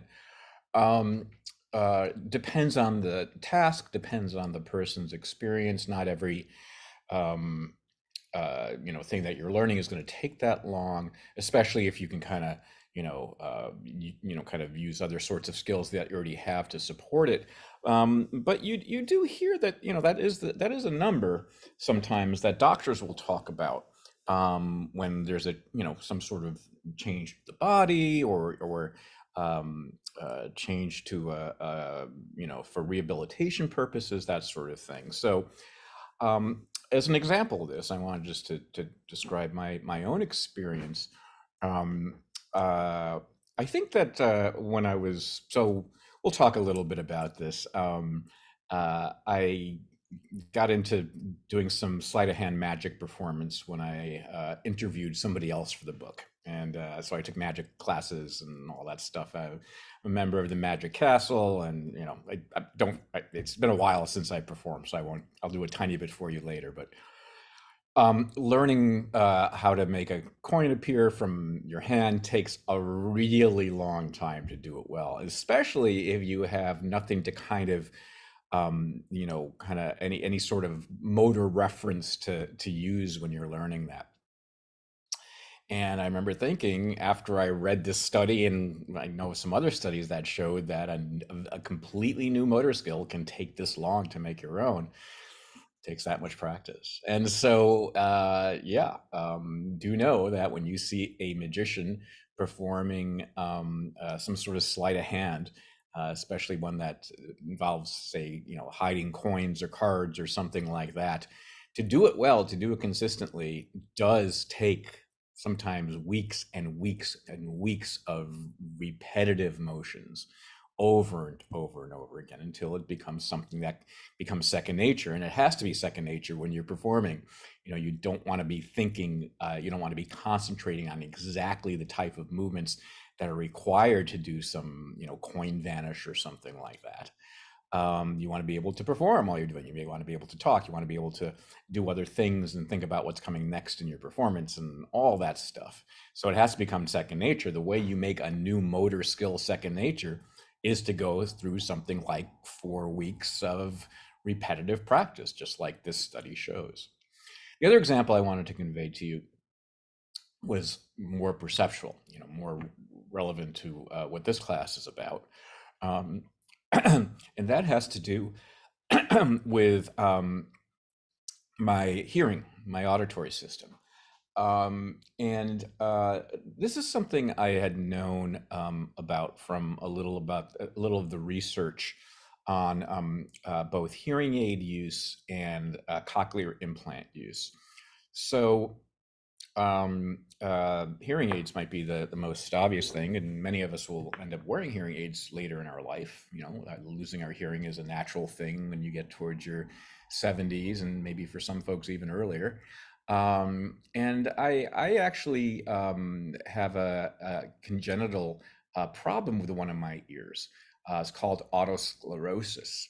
And my dad had it, and my brother has it too. If you're a fan of the ear and you remember the parts of the ear, one of the 3 bones that's in the ear kind of gets kind of welded on to what's called the oval window through cartilage growth. Okay, it's not important you know this, but what's interesting about it is that it can be cured with surgery. There is a type of progressive deafness that can be cured with very simple surgery. What they do is they take out a bone and they put in a new synthetic bone. It's outpatient surgery. I was, you know, it was a general anesthesia, but I was able to go home later in the day. And it's amazing. It's like 98, 99% effective. It works really well. So I was legally deaf in one of my ears, my left ear, for many, many years. It really wasn't, my right ear was fine, so I never really found it that much of a hindrance. It started to become a hindrance when I had so little hearing in this ear that I couldn't, in classrooms, I couldn't hear student questions. So I said, okay, it's time for me to have this fixed after many years of just, you know, putting up with it. And I had it fixed. Sorry, the garbage trucks are out, so give us a second.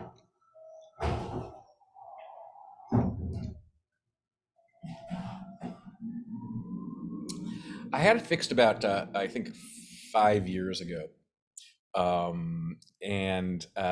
You know, when they do it, there's bandages all over around your ear and cotton and everything. So you don't, when you're, you know, the week after your surgery, you're not hearing very much. And then you go to the doctor, they take everything out. And, you know, you're kind of expecting this to be kind of like a miracle, like all of a sudden I'm able to hear out of that ear, and it's not like that. What happens is, and I read about this and talked to my brother about it and other people that have had this surgery, is that you hear out of that ear, but it's like almost like it's not your ear. It's almost like, you know, you're hearing through a hearing aid or through some sort of you have an earpiece in or something like that, and the sound coming through this ear is very thin and raspy and metallic.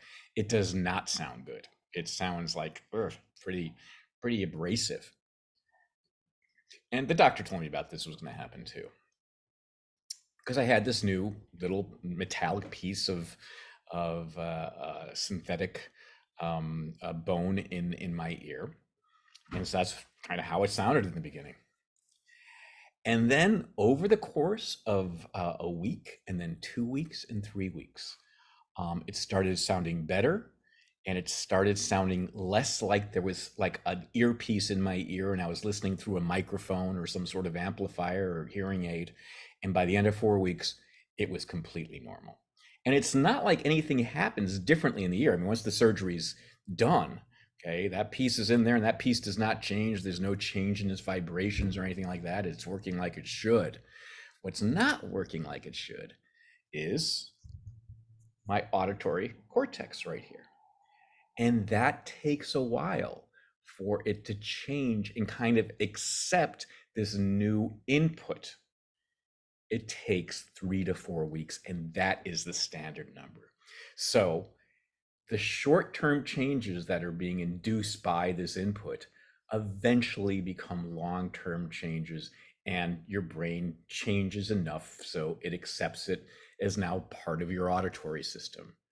And it was really interesting. I mean, I was telling a lot of people, and when I was teaching that, I taught while this process was going on. I taught this class while the process was going on. I was saying, it's like I'm experiencing short-term plasticity becoming long-term plasticity in my auditory system. And it's now, you know, it sounds like this ear that wasn't really part of my body, my, you know, this auditory component that wasn't part of my typical auditory experience was becoming part of me, which was really interesting, I thought. Okay, I just wanted to give you those anecdotes because you know, I always think it's really interesting when you learn something about the brain that you can then kind of find an experience that is kind of correlated with that process and that change in the brain. What's the psychological experience that's happening as the brain is changing? I always find that really interesting. Okay. Let's continue talking about neuroplasticity and talk about some of the maybe more surprising aspects of it. And so this slide is entitled Neuroplasticity Depends on What You Think. So things are going to get a little interesting here, a little surprising in some ways. So here's something I did not tell you about the keyboard experiment. There's our keyboard. Yeah. It's actually the same model, different color. That's on your slide.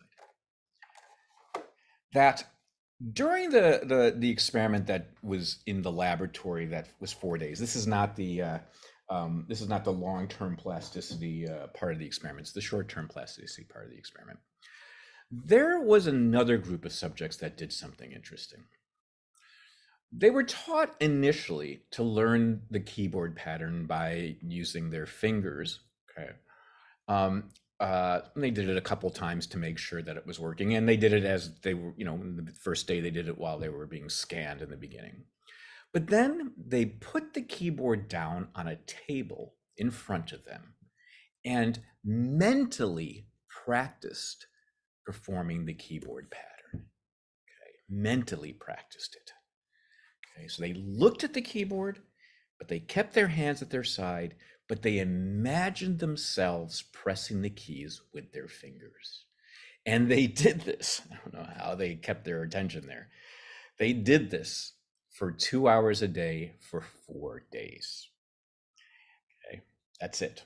I guess they did, the little touching in the beginning. They touched the keyboard in the beginning and at the end so they could be scanned. But what was found is by looking at the keyboard and practicing, there were brain changes.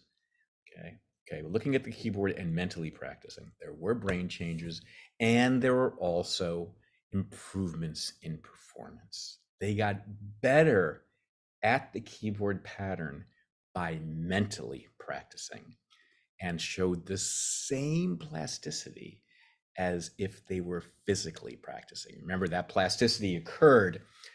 This is before anyone went home and practiced at home, but in the laboratory, when they come in and play the pattern, they don't see any permanent changes at all. That nothing is held over from the day before. Then after 2 hours of practicing, they scan again, and then you do see changes. It turns out that 2-hour practice period can either be having the subjects actually practice it by touching the keys on the keyboard, or having them mentally practice it by just looking at the keys on the keyboard and imagining their fingers touching them.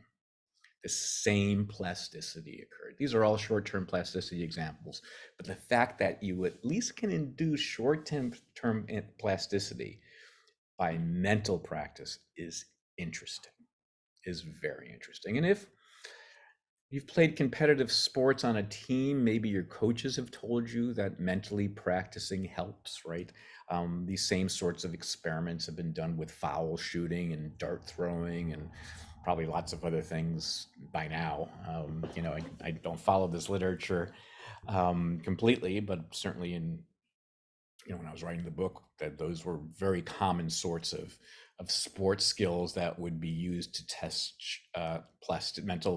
mental based plasticity. And yeah, it does help, especially for those of you that are interested in, maybe some of you know this, the mental rehearsal, this mental practicing is really much more effective if you imagine yourself in the position of practicing. So, for dart throwing or foul shooting, I guess in those experiments, they had groups of subjects either when they imagine themselves performing the skill, they either imagine themselves from the perspective of if they were throwing themselves, they were throwing a ball or throwing a dart themselves, or imagine seeing yourself from the side doing this. Okay. In both cases, they're told, imagine yourself doing this successfully, getting the ball in the basket, getting the dart in the center of the board. But one group did it from the side. They imagined themselves from the side. One group imagined themselves from the perspective of how it would look while they perform that skill. And the first person one, the one where you're imagining yourself in the position of you actually performing that skill in front of the basket, in front of the dartboard, they did better than the folks who imagined themselves from the side watching yourself throw the dart. So yes, If you're going to mentally practice, that seems to be the way to do it. Okay, that's interesting. What else? Well, you're seeing this guy right here. Not sure you know what that is, but maybe some of you recognize it. Maybe you've seen your parents or grandparents do it. Maybe you've seen people do it on TV commercials for some reason. It's a very common thing to see on commercials for medications, especially for older folks. It's called Tai Chi. Maybe some of you have practiced it yourself. What is Tai Chi? Well, it is something kind of like a cross between ballet and a martial art, maybe. And what it involves is having people kind of move very slowly and purposefully in different positions, into different positions. Okay. And so I don't know, for some reason, they always show folks doing this in the park when they're advertising medicines, that help, older people take care of their ills, all right? It's very common to see like that. But the movements are, kind of, my parents did it many years ago. My parents took classes in it and they loved it. And they you do it outside. It's nice. You do it in parks. And the idea is that you move your upper body slowly, right? And it helps, kind of get the blood rushing and, kind of gives you nice exercise. I mean, it's not a real aerobic sort of exercise, but, your body's out and, you're balancing in different ways, which is very important for the elderly as they start to lose their stability a little bit.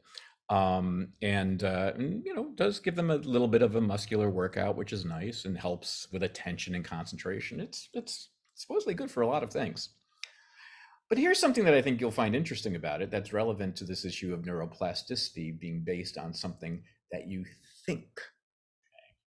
And that is that Tai Chi actually involves very intense concentration on the fingertips.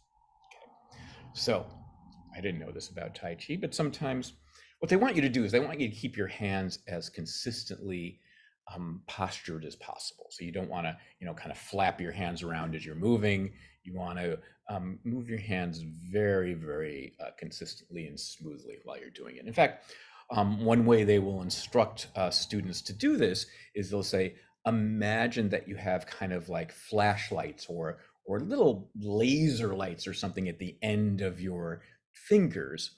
And as you're moving, imagine those lights kind of painting over the scene in front of you very smoothly. In fact, I took a class as an Aikido, and I remember the teacher telling us that our movements had to be like coming out of our hands or out of the other parts of our body. So like if there were light emanating from them, they would slowly kind of smooth over the scene in front of us. And there's the Tai Chi, I guess this is especially important. Okay, so there's concentration on the fingertips, but the fingertips rarely, if ever, make contact to anything.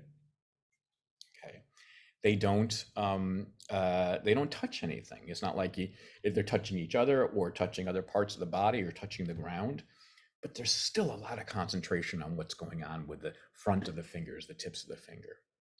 What you find with people that have practiced Tai Chi for some extended period of time, say a year or so, is that despite not actually having those fingertips touch anything, they show enhanced touch sensitivity, which is really cool, right? Touch sensitivity in this case is tested this way. We've talked about this little method where people have to, close their eyes and determine whether a grid is touching them vertically on their fingers or horizontally across their fingertips, how much pressure is required for that to be detected. And what you find is less pressure is needed to detect that difference if in fact somebody has been doing Tai Chi for a year, which is cool because it's all attention to the fingertips, not actual experience using the fingertips to touch in any way, right? They're still touching the world in the same way. They're not doing anything like they haven't, taken piano. They're not taking piano lessons. Those subjects aren't going to be used, right? They're just people whose only change over the last year is Tai Chi. and they show an enhanced sense of touch despite there being no actual experience touching anything. Their concentration on their fingertips seems to enhance their true touch sensitivity. And this can be shown in the laboratory in a very easy way too. And this is a very clever little experiment. I always like this one, so I'll talk to you about it. What do I have to show you here? Okay. All right, here. This is an experiment, like you can see here. This is an experiment where people are asked to put their fingers on, oh, I might have something good for this. Put their fingers on something like a little grid of holes. It's on a metal piece here. Oh, somewhere I have, hold on a second. You know, I'm in such a great place here for like little demonstrations. Yeah, here we go. It would be something like this. Oh boy. I know, I'm amusing myself. It would be something like this. Okay. You see what this is? This is a Turkish horn. A Turkish, like it's an oboe thing. It's not in great shape, so I don't think I can get any sound out of it now, and I have to kind of prepare it. But who cares? What I'm interested in is this. They put their fingers over a series of holes like this. Okay, it's a little metal piece, but you get the idea. Cool. I'm going to take all my instruments out today. What they feel underneath these holes are little tiny rubber, kind of like brushes. Okay, can you see that here? Little rubber brushes that rub up against their skin. So, yeah, I think I have one here. I should do. It's not a brush, but it's a pick. So imagine inside these holes are little pick tips like this that are going to brush up against the finger, either going this way or that way. You don't see them, they're inside that little device underneath the holes, but you are touching them. And there's little ones that are set up for each finger. Okay, cool. And it's very gentle, and it's it's noticeable, but very gentle touch going either one way or the other. And so that's what's going on here. Okay, one way or the other. All right. The thing is, they are going to go in different patterns, and they're going to be very kind of complex patterns. On any one finger, it could be like they're going to feel it going forward, forward, back, forward. Okay, there's one example. Or sometimes it could go back, forward, forward. Okay. And the subject's job would be to concentrate on how this feels. It's very simple to feel the difference between forward and back here. How it feels, and remember the pattern. Was it two forwards and then a back and then a forward, or was it all backs, or was it two backs and a forward and another forward, or whatever? They have to remember the patterns, that sort of thing. But here's the thing that makes it more complicated. All four of their fingers are getting patterns like this simultaneously. Okay, so while the front finger is getting a pattern, so is the side finger, and it could be a very different, in fact, it's going to be a different pattern. And so is their third finger, and so is their fourth finger. All four fingers are getting different patterns of forward, back, forward, back, forward, back. Okay. And, it takes some practice, but, after a while, people report it, say, okay, yep, my index finger got back, back, back, forward, back. All right. Okay, so let's say now concentrate on another finger. All right, pinky. Okay, that one got back, back, back, forward. That sort of thing. You get the idea.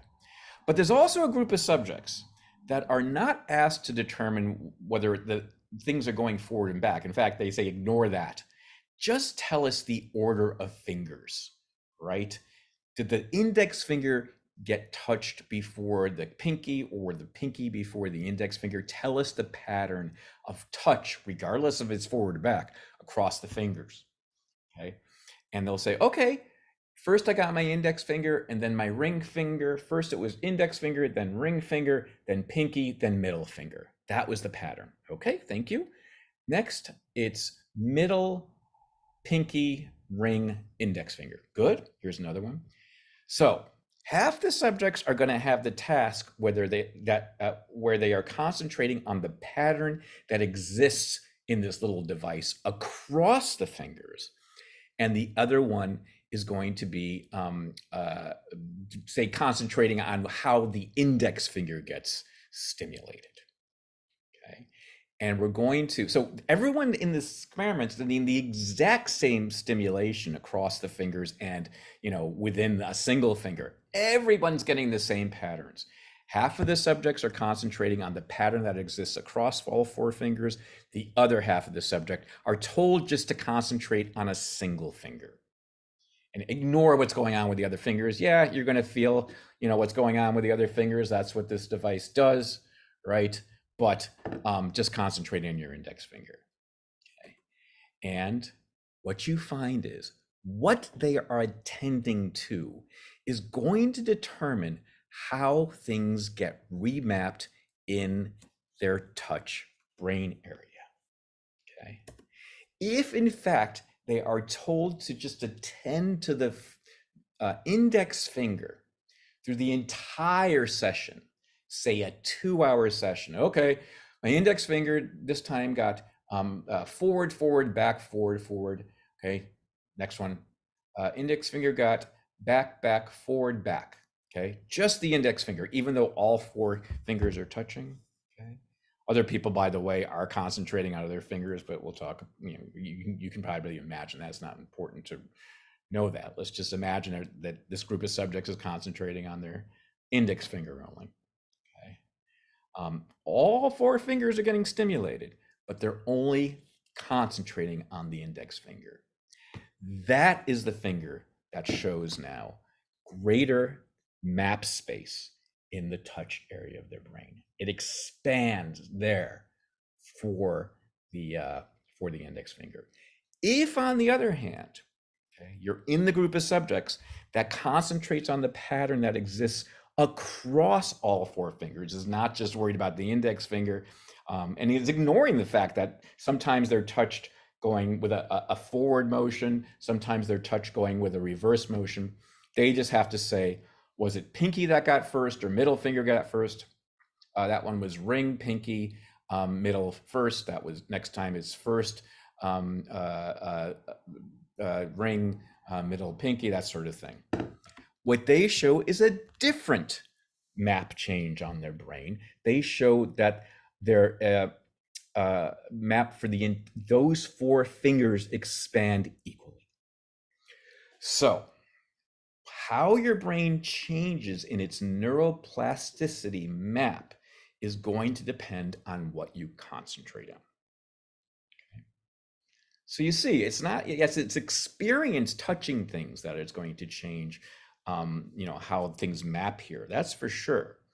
But it's not just the experience on the stimulation of your fingers in this case. It's what you're concentrating on, what you're attending to in that stimulation that's going to change the map.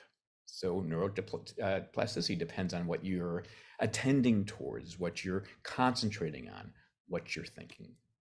Okay. All right.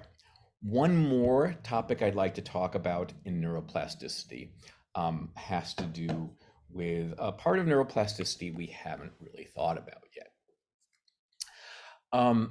We're going to be, don't get me wrong, we're going to talk about neuroplasticity, all through the rest of the class, mostly having to do with cross-sensory plasticity. So it's going, now that we understand some of the mechanics, it's going to be really useful. But this is where we're talking continuing to talk about the mechanics of neuroplasticity as we go and finish our discussion of this aspect of the touch system.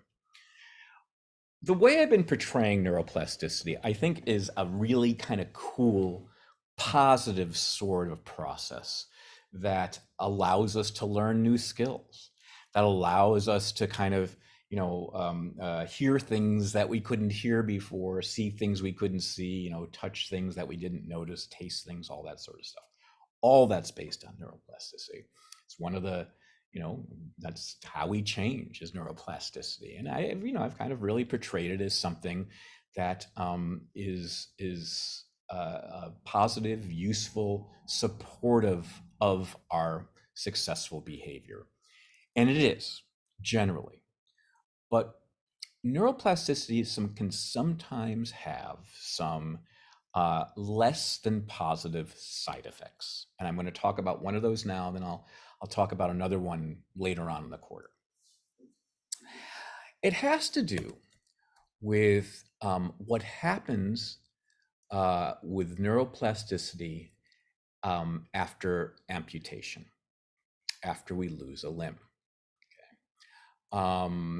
And if you read through in the book, you know that I interviewed somebody, a really very wonderful, insightful, gracious gentleman named Ben Curry, who had just had his lower leg amputated. In fact, I was friends with a physician that was working with Ben after he had his surgery. And so I was able to talk to Ben. I mean, he was very, very kind about this, Ben was, that he was willing to talk to me very soon after his amputation.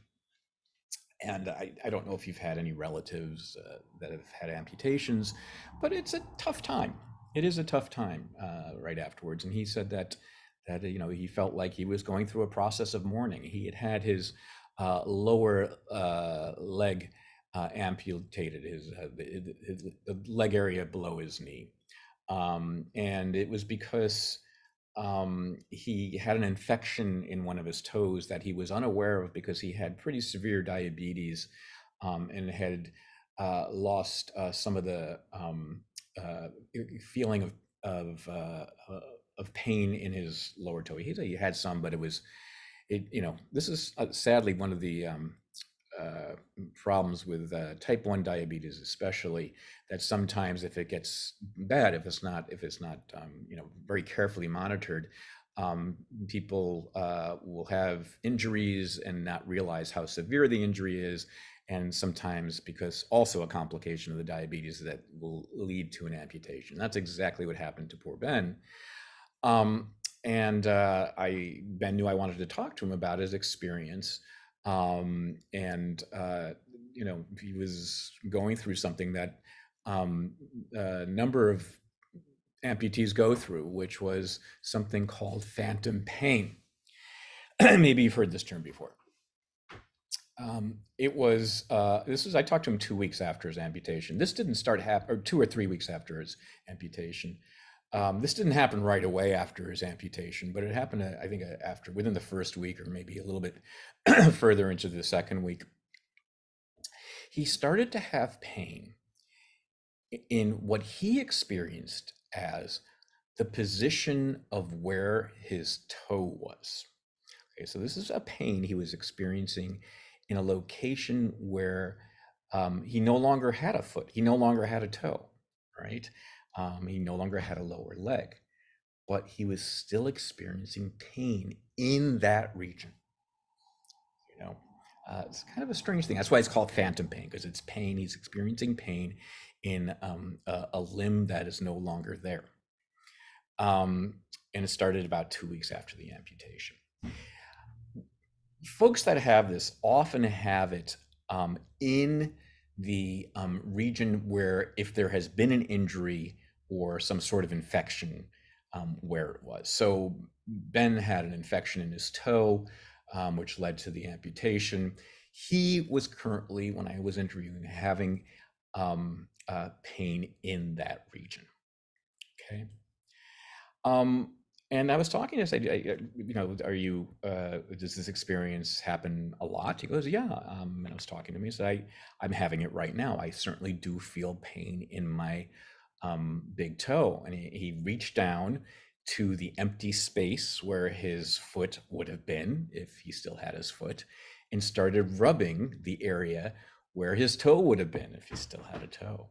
And he said, I find this, I know it's weird, but I find rubbing this space soothing. It helps me feel less pain. He said something really interesting then. He said, I feel like I know what's going on, and I'm kind of helping my brain adjust. A beautiful way of saying this. I'm patronizing my brain. I'm kind of comforting my brain. Because, the emotional toll this has taken on me, he said, is pretty dramatic. and not having a leg, I'm going to have to learn how to get around without having the lower part of my leg and have a prosthesis and all that sort of thing. But I also realized this has been a shock to my brain, not just my emotional brain, but, you know, the part of my brain that is in fact sensitive to touch. The doctors told him this, that when you lose a limb, the part of your brain area that is sensitive to touch has to reorganize itself dramatically. It reorganizes itself dramatically when you all of a sudden lose a limb. And as we'll see, that dramatic reorganization is generally what is thought to cause this sort of pain. Okay. Well, I knew that, you know, people had this. I mean, it was, you know, back when I was a kid, I remember seeing TV specials about phantom pain and, you know, people that had lost limbs in combat or something like that. You know, the doctors would have various explanations back then in the 1970s, 1980s about what was going on. But what I didn't realize is how many amputees actually have, if not pain, some sort of experience in the missing limb. 90% have this, not pain necessarily, phantom sensation. And what that means is they might not feel pain in their lost foot, but they'll feel like a tingling. You know, like if your foot's asleep, if you've been, you know, sitting on your foot or something like that, you get up and try to stand on it. It's very hard because the blood's kind of disappeared from it. You feel kind of tingling. They'll have that in the area, okay, that no longer has a limb. 90%. I didn't realize that. I had no idea that this phantom experience was so common. Fortunately, a majority, I think more than half, don't have a pain, but most of them have some sort of experience. But some do have pain, like Ben. Some have pain that can be pretty bad. Ben said it was more, you know, for him, it was not like an excruciating pain. For him, it was kind of more like, you know, there was something kind of achy there, kind of a low ache, he said. It was unpleasant, but it was tolerable. In the old days, back when when I learned about this from watching things on TV back when I was a kid, they had a very different idea of what was causing this. One was that there might be damage in the stump, nerve damage, where the actual surgery took place, where the severing of the nerves took place to remove the limb. So in Ben's case, it would be, you know, in that area below the knee where they had to cut the leg and cut the nerves of the leg. They thought there must have been some damage to the nerves. There must have been some damage to the nerves there. So sometimes what they would do is do extra surgery to kind of clean things up there. Okay, so that was a common explanation. I guess that sometimes would work, but not all the times. What was often, this is a tough thing. It was often blamed on emotional trauma. The reason you're going through this phantom experience is because of the emotion that you're going through, which is a mourning. It's traumatic to lose a limb. It really, really is. And so this is kind of a side effect of the emotional trauma. And I imagine that, you know, it might make one more, you know, maybe attentive or worried about it, you know, having phantom pain, but it's these days not thought to be the cause of the phantom pain is not emotional trauma. The cause of the phantom pain and the phantom sensation, in a lot of cases at least, seems to be a byproduct of neuroplasticity. And what we call this type of neuroplasticity sometimes is overexuberance. It's kind of an odd term, but it's a term they use in the research literature. What does that mean? It's just that, as I kind of suggested before, when you lose a limb, this map here, this map here, okay, same thing, kind of recoordinates in a very dramatic fashion. It has to. Imagine here, you've lost the lower part of your leg. All of a sudden, this whole region here becomes vacant. It's not doing anything. And so it needs to find something to do, and maybe, now maps to another body part, or is, kind of mapping in a distorted way. So maybe it's kind of still, I don't know, looking for that body part, right? And it dramatically kind of starts to change. It's over exuberant. The plasticity is kind of, going overboard. Let's think of it that way. It's going overboard. And that's known to be related to phantom pain. Okay? In fact, what you see is that the more reorganization that occurs, the more pain the person will have. So you can kind of predict how much phantom pain a person will have by kind of doing brain scans here and kind of mapping out what's going on here with this area of the brain that is no longer tied to the old limb. The more dramatic reorganization you see here, the more pain the person is likely to have. Okay. Which is a good thing to know, because if there are ways of slowing down or suppressing the dramatic reorganization, it could allow a person to have less pain, less sensation, less phantom pain, less phantom sensation, and that would be good. So these are good insights by the field. This is really useful to know. Other things that have been learned. By the way, it's unclear, I think, and I haven't kept up with this literature. This is only so much I can keep up with, folks. But it's unclear exactly why this dramatic reorganization causes pain. I don't think they necessarily know the exact reason these things are linked, but it is the case that you can, at least make predictions and use some sorts of rehabilitation sorts of therapies to help people with this type of thing, as we'll see. Another thing they know is something interesting. Let's imagine now that somebody's had to have their hand amputated. They've lost their hand. Okay. So if you can look here to see where the hand is mapped on the sensory strip there, on the little sensory strip, you could see that if a body part is going to take over that area now that is left vacant by the hand amputation, it could be part of the arm.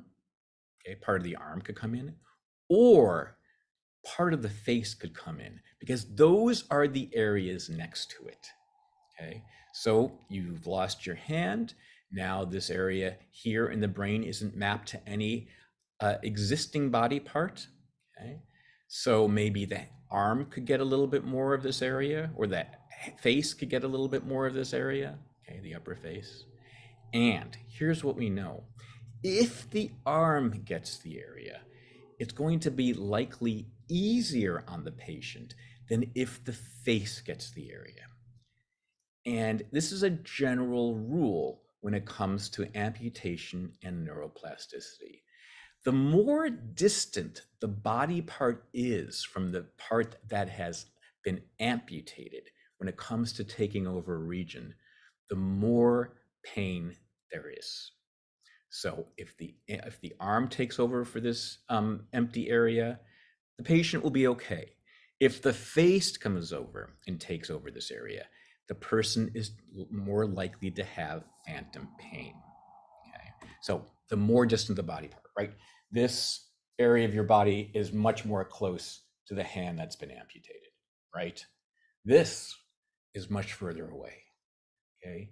If the arm takes over for the amputated hand in the sensory strip, that's a good thing. If the face takes over, it's more likely that the patient will have pain or very strong sensation there, if nothing else. Okay. Again, it's unclear exactly why that occurs, but having these insights about neuroplasticity is really helpful. Okay. And it's led to new treatments. Okay.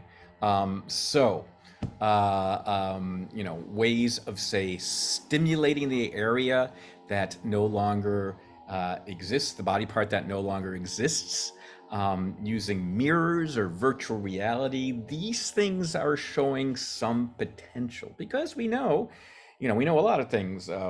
You've learned stuff about, how what we attend to can affect neuroplasticity, and based on the Tai Chi experiments and the experiment with the little holes and everything. Yeah, I mean, what you're attending to, what you're concentrating on can affect neuroplasticity. If in fact we can get subjects to concentrate on something that will help guide the neuroplasticity, that can help. And so here's this is depicting, actually it's not a great depiction because this person does not have an amputation, but imagine that their left hand has been amputated here. Okay, imagine their left hand has been amputated. Okay, this person has an intact left hand, but imagine this has been amputated. What a person can do is put both arms into this box and then look at the reflection. This is a mirror here. Look at the reflection of their right hand. And then slowly do something like open up the right hand and close the right hand. And as you're doing that, imagine your missing left hand is doing the same thing. Okay. And by concentrating like that, they've had some success relieving phantom pain in the missing hand. Okay, it's kind of like, this should be kind of familiar to you, right? In a way, because we talked about in section the rubber hand experiments, where what you're seeing being stimulated ends up being kind of part of your body. That's another good example of what you're attending to kind of is affecting how the brain's mapping out things, right? I think it's exactly the same sort of concept that's occurring here. And you can do the same thing not just with mirror boxes like this, but with virtual reality. You can do the same thing by having a person see in virtual reality an image of the hand that's missing, and then use their right hand to guide what that hand is doing. And supposedly they've had some success with this. So it's an interesting example of neuroplasticity. In this case, a form of neuroplasticity that doesn't end up doing something necessarily great for the body. I mean, this neuroplasticity, the brain doesn't seem to be able to handle this in a smooth way, and that kind of very dramatic change can induce some sort of uncomfortability for a patient. But knowing about this has helped doctors a lot come up with new therapies. And think about it, if you were feeling this pain, I mean, I talked to Ben about it. I said, how real is this for you? I mean, you were, these days, Ben, luckily for him, before he had this amputation, he was taught all about this stuff. He was taught about, he read, they have literature on this. The doctors talk to them about this. The physical therapists talk to them about this. You are most likely going to feel something in your foot. You are going to feel something in the foot that we're removing. Okay, the lower leg that we're removing. It's okay. It's not like you're imagining it. It's not based on your mourning for your limb. It's based on what's going on in the touch area of your brain. That's it. We know this now. And so don't blame yourself. Don't blame yourself. Your sadness is understandable, but the sadness is not making you crazy. It's not making you feel like there's a part of your body there that's not there. That's not what's doing it. And Ben said knowing that was a real relief. It really was. He didn't, he was very sad, but he knew that it wasn't causing him to have, hallucinations about his body or something like that. He knew that was something else. And so when he said, I'm patronizing my body this way, he knew in a very real way that he was helping that part of his brain kind of, adjust and adapt to the loss, which was very useful. Okay. Any questions about this before we move on to our next section on touch, which deals with a very different type of touch? Any questions? Cool. Okay. Then let's move on. And I'll stop my sharing. Okay. Let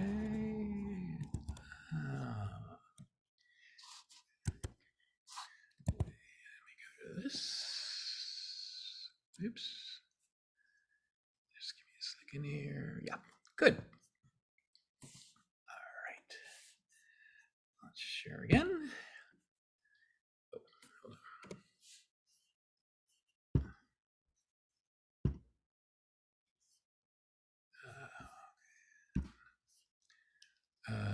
not sharing, right?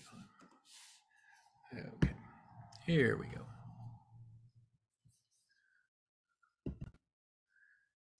Good. All right, I think we're good. Okay, so there are 2 chapters on touch. And as I said, I wanted to use one to really teach about neuroplasticity, since it's such an important component in pretty much everything we talk about in the book. You know, we're talking about perceptual expertise. We're talking about,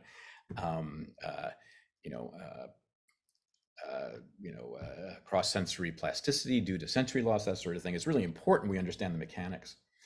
But now I want to talk about kind of some unique examples of touch. One of which you learned about last week a little bit, if you watched the movie. And if you haven't watched the movie on Helen Keller, make sure you do. You will be tested on that. There'll be, I think, 2 or 3 questions from the film, from the video on your final. So make sure you watch that. But I'm going to tell you a little bit about my own experience with that type of speech. So I'll assume some of you haven't watched it yet. I understand you had the test. So I'm going to kind of tell you about this from scratch.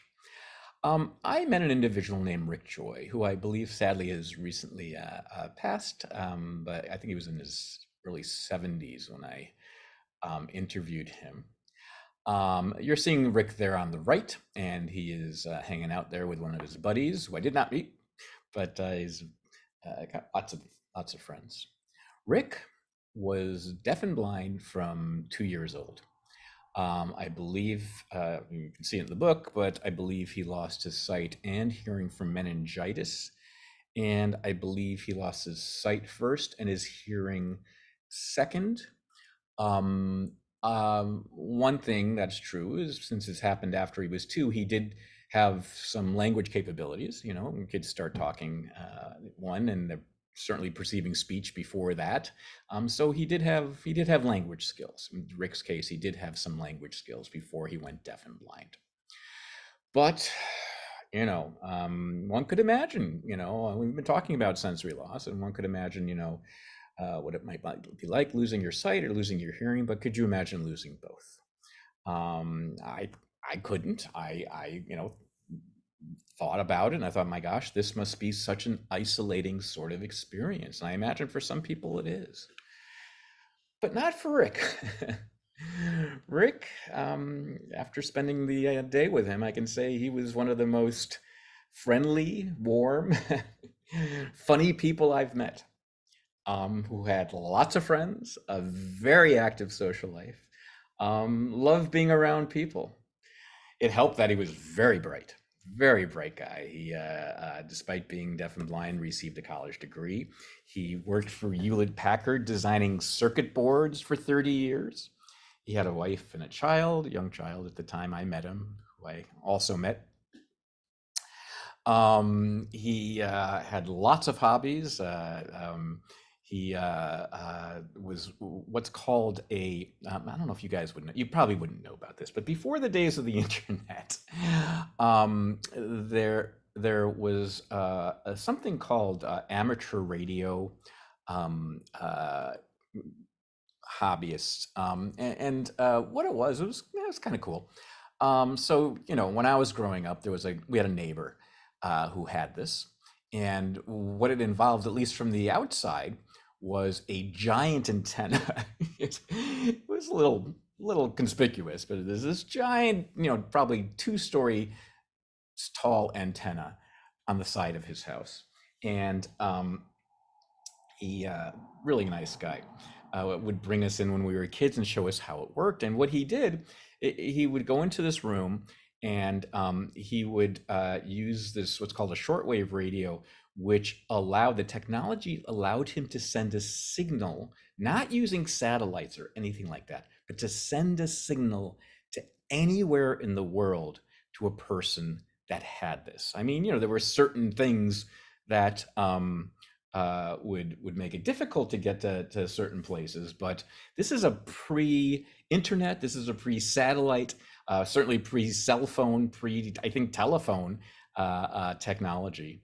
That was popular when I was a kid. I can't imagine there's too many now because of the internet. But, you know, if you wanted to, you know, meet somebody, you know, in rural part of an African country or something like that, you could do that. And what you would do is you kind of turn dials and you know, kind of have a sense of where the dial had to be in order to contact somebody in rural Kenya or something like that. And you know, say hello, hello, anybody there? Hello, hello, and there would be other things they would say, and somebody, hello, I'm calling from Kenya, and then you'd be able to talk for a while. And yeah, you could do this long distance. By the time I was a kid, certainly long distance telephone, but it was kind of a cool way, and it was free. You know, once you had your antenna, you could talk to anybody in the world. And the other thing they did is they were trained after World War II. They were trained as emergency communication specialists. So if, and I wouldn't be surprised if those that exist still, you know, consider themselves useful for that. If the, you know, telephone system goes down during some sort of major catastrophe, this is how we would communicate with the rest of the world. That was the idea. And my neighbor was very proud of that. Okay. This is one thing that Rick Joy did. And the question is, how do you do this if you're a deafblind person? How would you do this? And what he did is he would do it through Morse code. So you know what Morse code is, right? You know, Morse code is the, you know, the dot, dot, dot, you know, the beep, beep, beep, beep, beep, beep, beep, beep, beep, beep. So if you watch any of the old spy movies or anything like that, you might see Morse code. It's a type of code that involves, you know, little electronic pulses that can either be deciphered through sound or electronically in order to know what somebody's communicating. And anybody who had, you know, this amateur radio hobbyist license had to know Morse code. And Rick certainly did. And this is how he communicated with people around the world. Okay. So the way he would do it is he would have a little loudspeaker there. Oh, you know what a loudspeaker looks like, don't you? Yeah, you guys know what a loudspeaker. I have tons here, but I don't want to disconnect them. He would put his hand on the loudspeaker. Okay, he would put his hand on the loudspeaker and feel the vibrations of the dots and dashes. Okay, it was coming through, make the speaker move, and then he would take a little button and then communicate with folks that were communicating with him through touching. So it's one of his ways of adapting to being able to communicate this way. All right, how do you work on the computer? How do you work on the computer? Well, what he did is he had a special device hooked up. So when he was, say, on a website page or something like that, he would use a mouse to kind of scan around the page. And if he found text, there would be something that would induce a vibration on a little foot panel that he had his feet resting on. And once he got there, he found the text, and the foot panel would, you know, kind of jiggle his feet a little bit. He would then get it to slowly scan the text that was then transduced into a little array of dots that would basically be a Braille device. So as now the computer is scanning across the text on the web page, he would hold his hand on this little device that would, you know, give him a Braille sort of reading. So he absolutely could read Braille this way. Okay. So that's how I communicated with him before I met him, right? We emailed back and forth, and I thought, how is this guy doing this if he can't see and he can't, you know, hear? How is he able to do this? And I realized that this is how. I mean, you know, it's one thing, you know, if the email goes through and it gets gets translated to Braille right away. But how does he do this on a website or something like that? How does he know what the text is? And he uses all these different sorts of tools to do that. Feels vibrations through his feet. And Bree said, "Oh, by the way, I want to tell you this thing." He at one point we're talking in the room, and I'll tell you about that. It's going to be the most important part is how we're talking. But his daughter comes bounding in. I think she was 5 years old at the time or something like that. And he says to her, "Oh, I'm talking to someone now, sweetie. Could you give me a little time to talk to him?" But the thing is, she wasn't anywhere near him when she bounded into the room. She actually came in and sat next to me. She wanted to chat with me, and I was, you know, we chatted a second, and then she left like Daddy asked her to. And I said to him, "How do you know she was here? How could you tell she was in the room?" He said, "Well, when a little kid comes into a room, they make quite an entrance often, and I can feel through the floorboards in our wooden floor that she was in. I can feel also when my wife comes in the room because the floorboards do vibrate a little bit, but in a very different way from how when my little daughter comes in and jumps all around the room. And so I can tell when people are in the room that way. The other way, and I think you'll find this interesting, is sometimes if he's in a place where the room doesn't have wooden floors, they're solid like cement floors, like he had at the workplace when he was working for Hewlett Packard.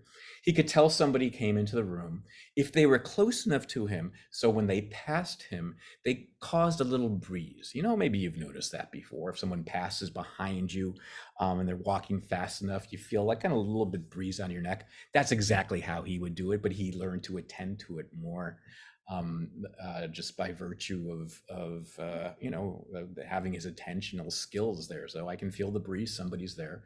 His boss, he said his boss used to come in and watch him work and try to be inconspicuous. So Rick didn't know he was there, but Rick said he always knew he was there and say, "Hi, Bill, what are you doing?"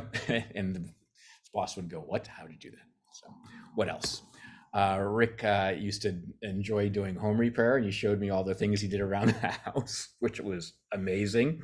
He built an entire patio for his house. He re-roofed his house. He put new shingles on his house. And he told me that his neighbors used to hate it when he was on the roof working. They knew he was deaf and blind, and they would like look at him and tell the wife, you should get somebody else to do that. But Rick loved doing it. He really enjoyed the sense of accomplishment and the challenge, and despite being blind and deaf, would be able to do all these things. So Rick's an amazing person. You can read more about him in the book. He was the first deaf-blind Eagle Scout. He was a competitive swimmer. He was connected to somebody with a line or something, so he would know what direction to go in. But just a tremendously accomplished guy, especially given his circumstances. But what I was most interested in meeting Rick was his ability to perceive speech. And you're seeing him do that right there. He took this picture for me so I could see him doing it. And then when I met him, he did the exact same thing. And I was really interested in how he learned language. And he said, he had language before he went deaf and blind. He had started to learn language as a 2-year-old. But then when he was 11, he went to a special school. It was actually a school started by Helen Keller, who you've either learned about or will learn about, where they taught him how to use his sense of touch to perceive people's faces as they were talking. And that's what I'm most interested in here. This technique is called the Tadoma technique. And it's a kind of an odd name. It's just named after the 2 children who were deaf and blind that were first taught the technique, Tad and Uma, I guess 2 children in Germany or something like that. And the deaf and blind kids, they were taught to touch the faces of the people who were speaking to them. It was very prevalent in the 1950s. There's Helen Keller, by the way, touching the face of President Dwight Eisenhower. We'll talk about Helen in just a second. But the 1950s, there were sadly a lot of children that became deaf and blind from a disease called rubella. I don't know if you've ever heard of that. If you have, you may know that it's now been pretty much eradicated. Let's hope it stays that way, because it's part of the measles, mumps, and rubella vaccination, the MMR vaccination, which went through this controversy about 20 years ago, where there were some claims that it was thought to create or induce autism in people. So it turns out that was not true.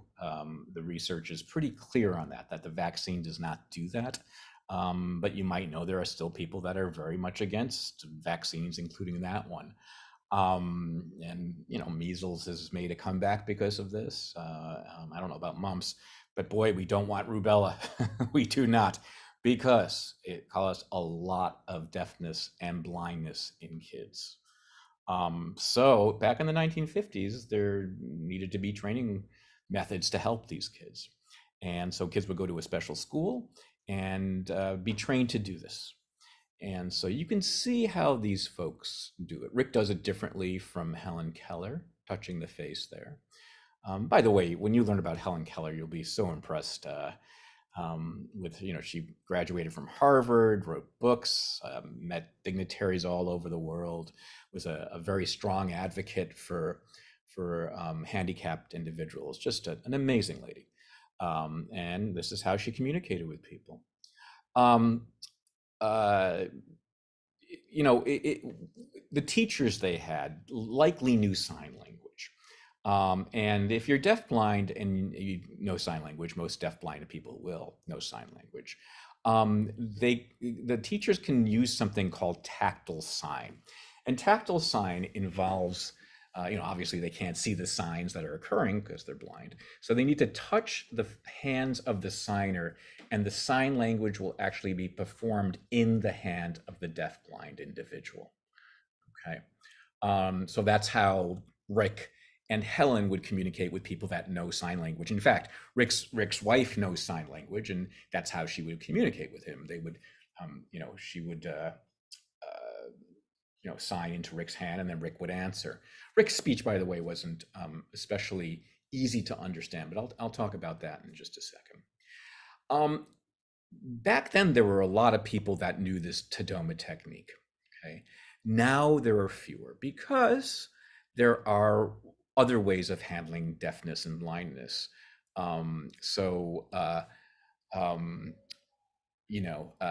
have text to braille devices.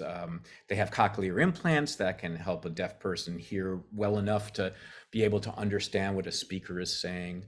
So, and also there are less deaf-blind children because of rubella being more or less eradicated. But there are other things that are done. So there are certainly fewer people that communicate using the Tadoma method.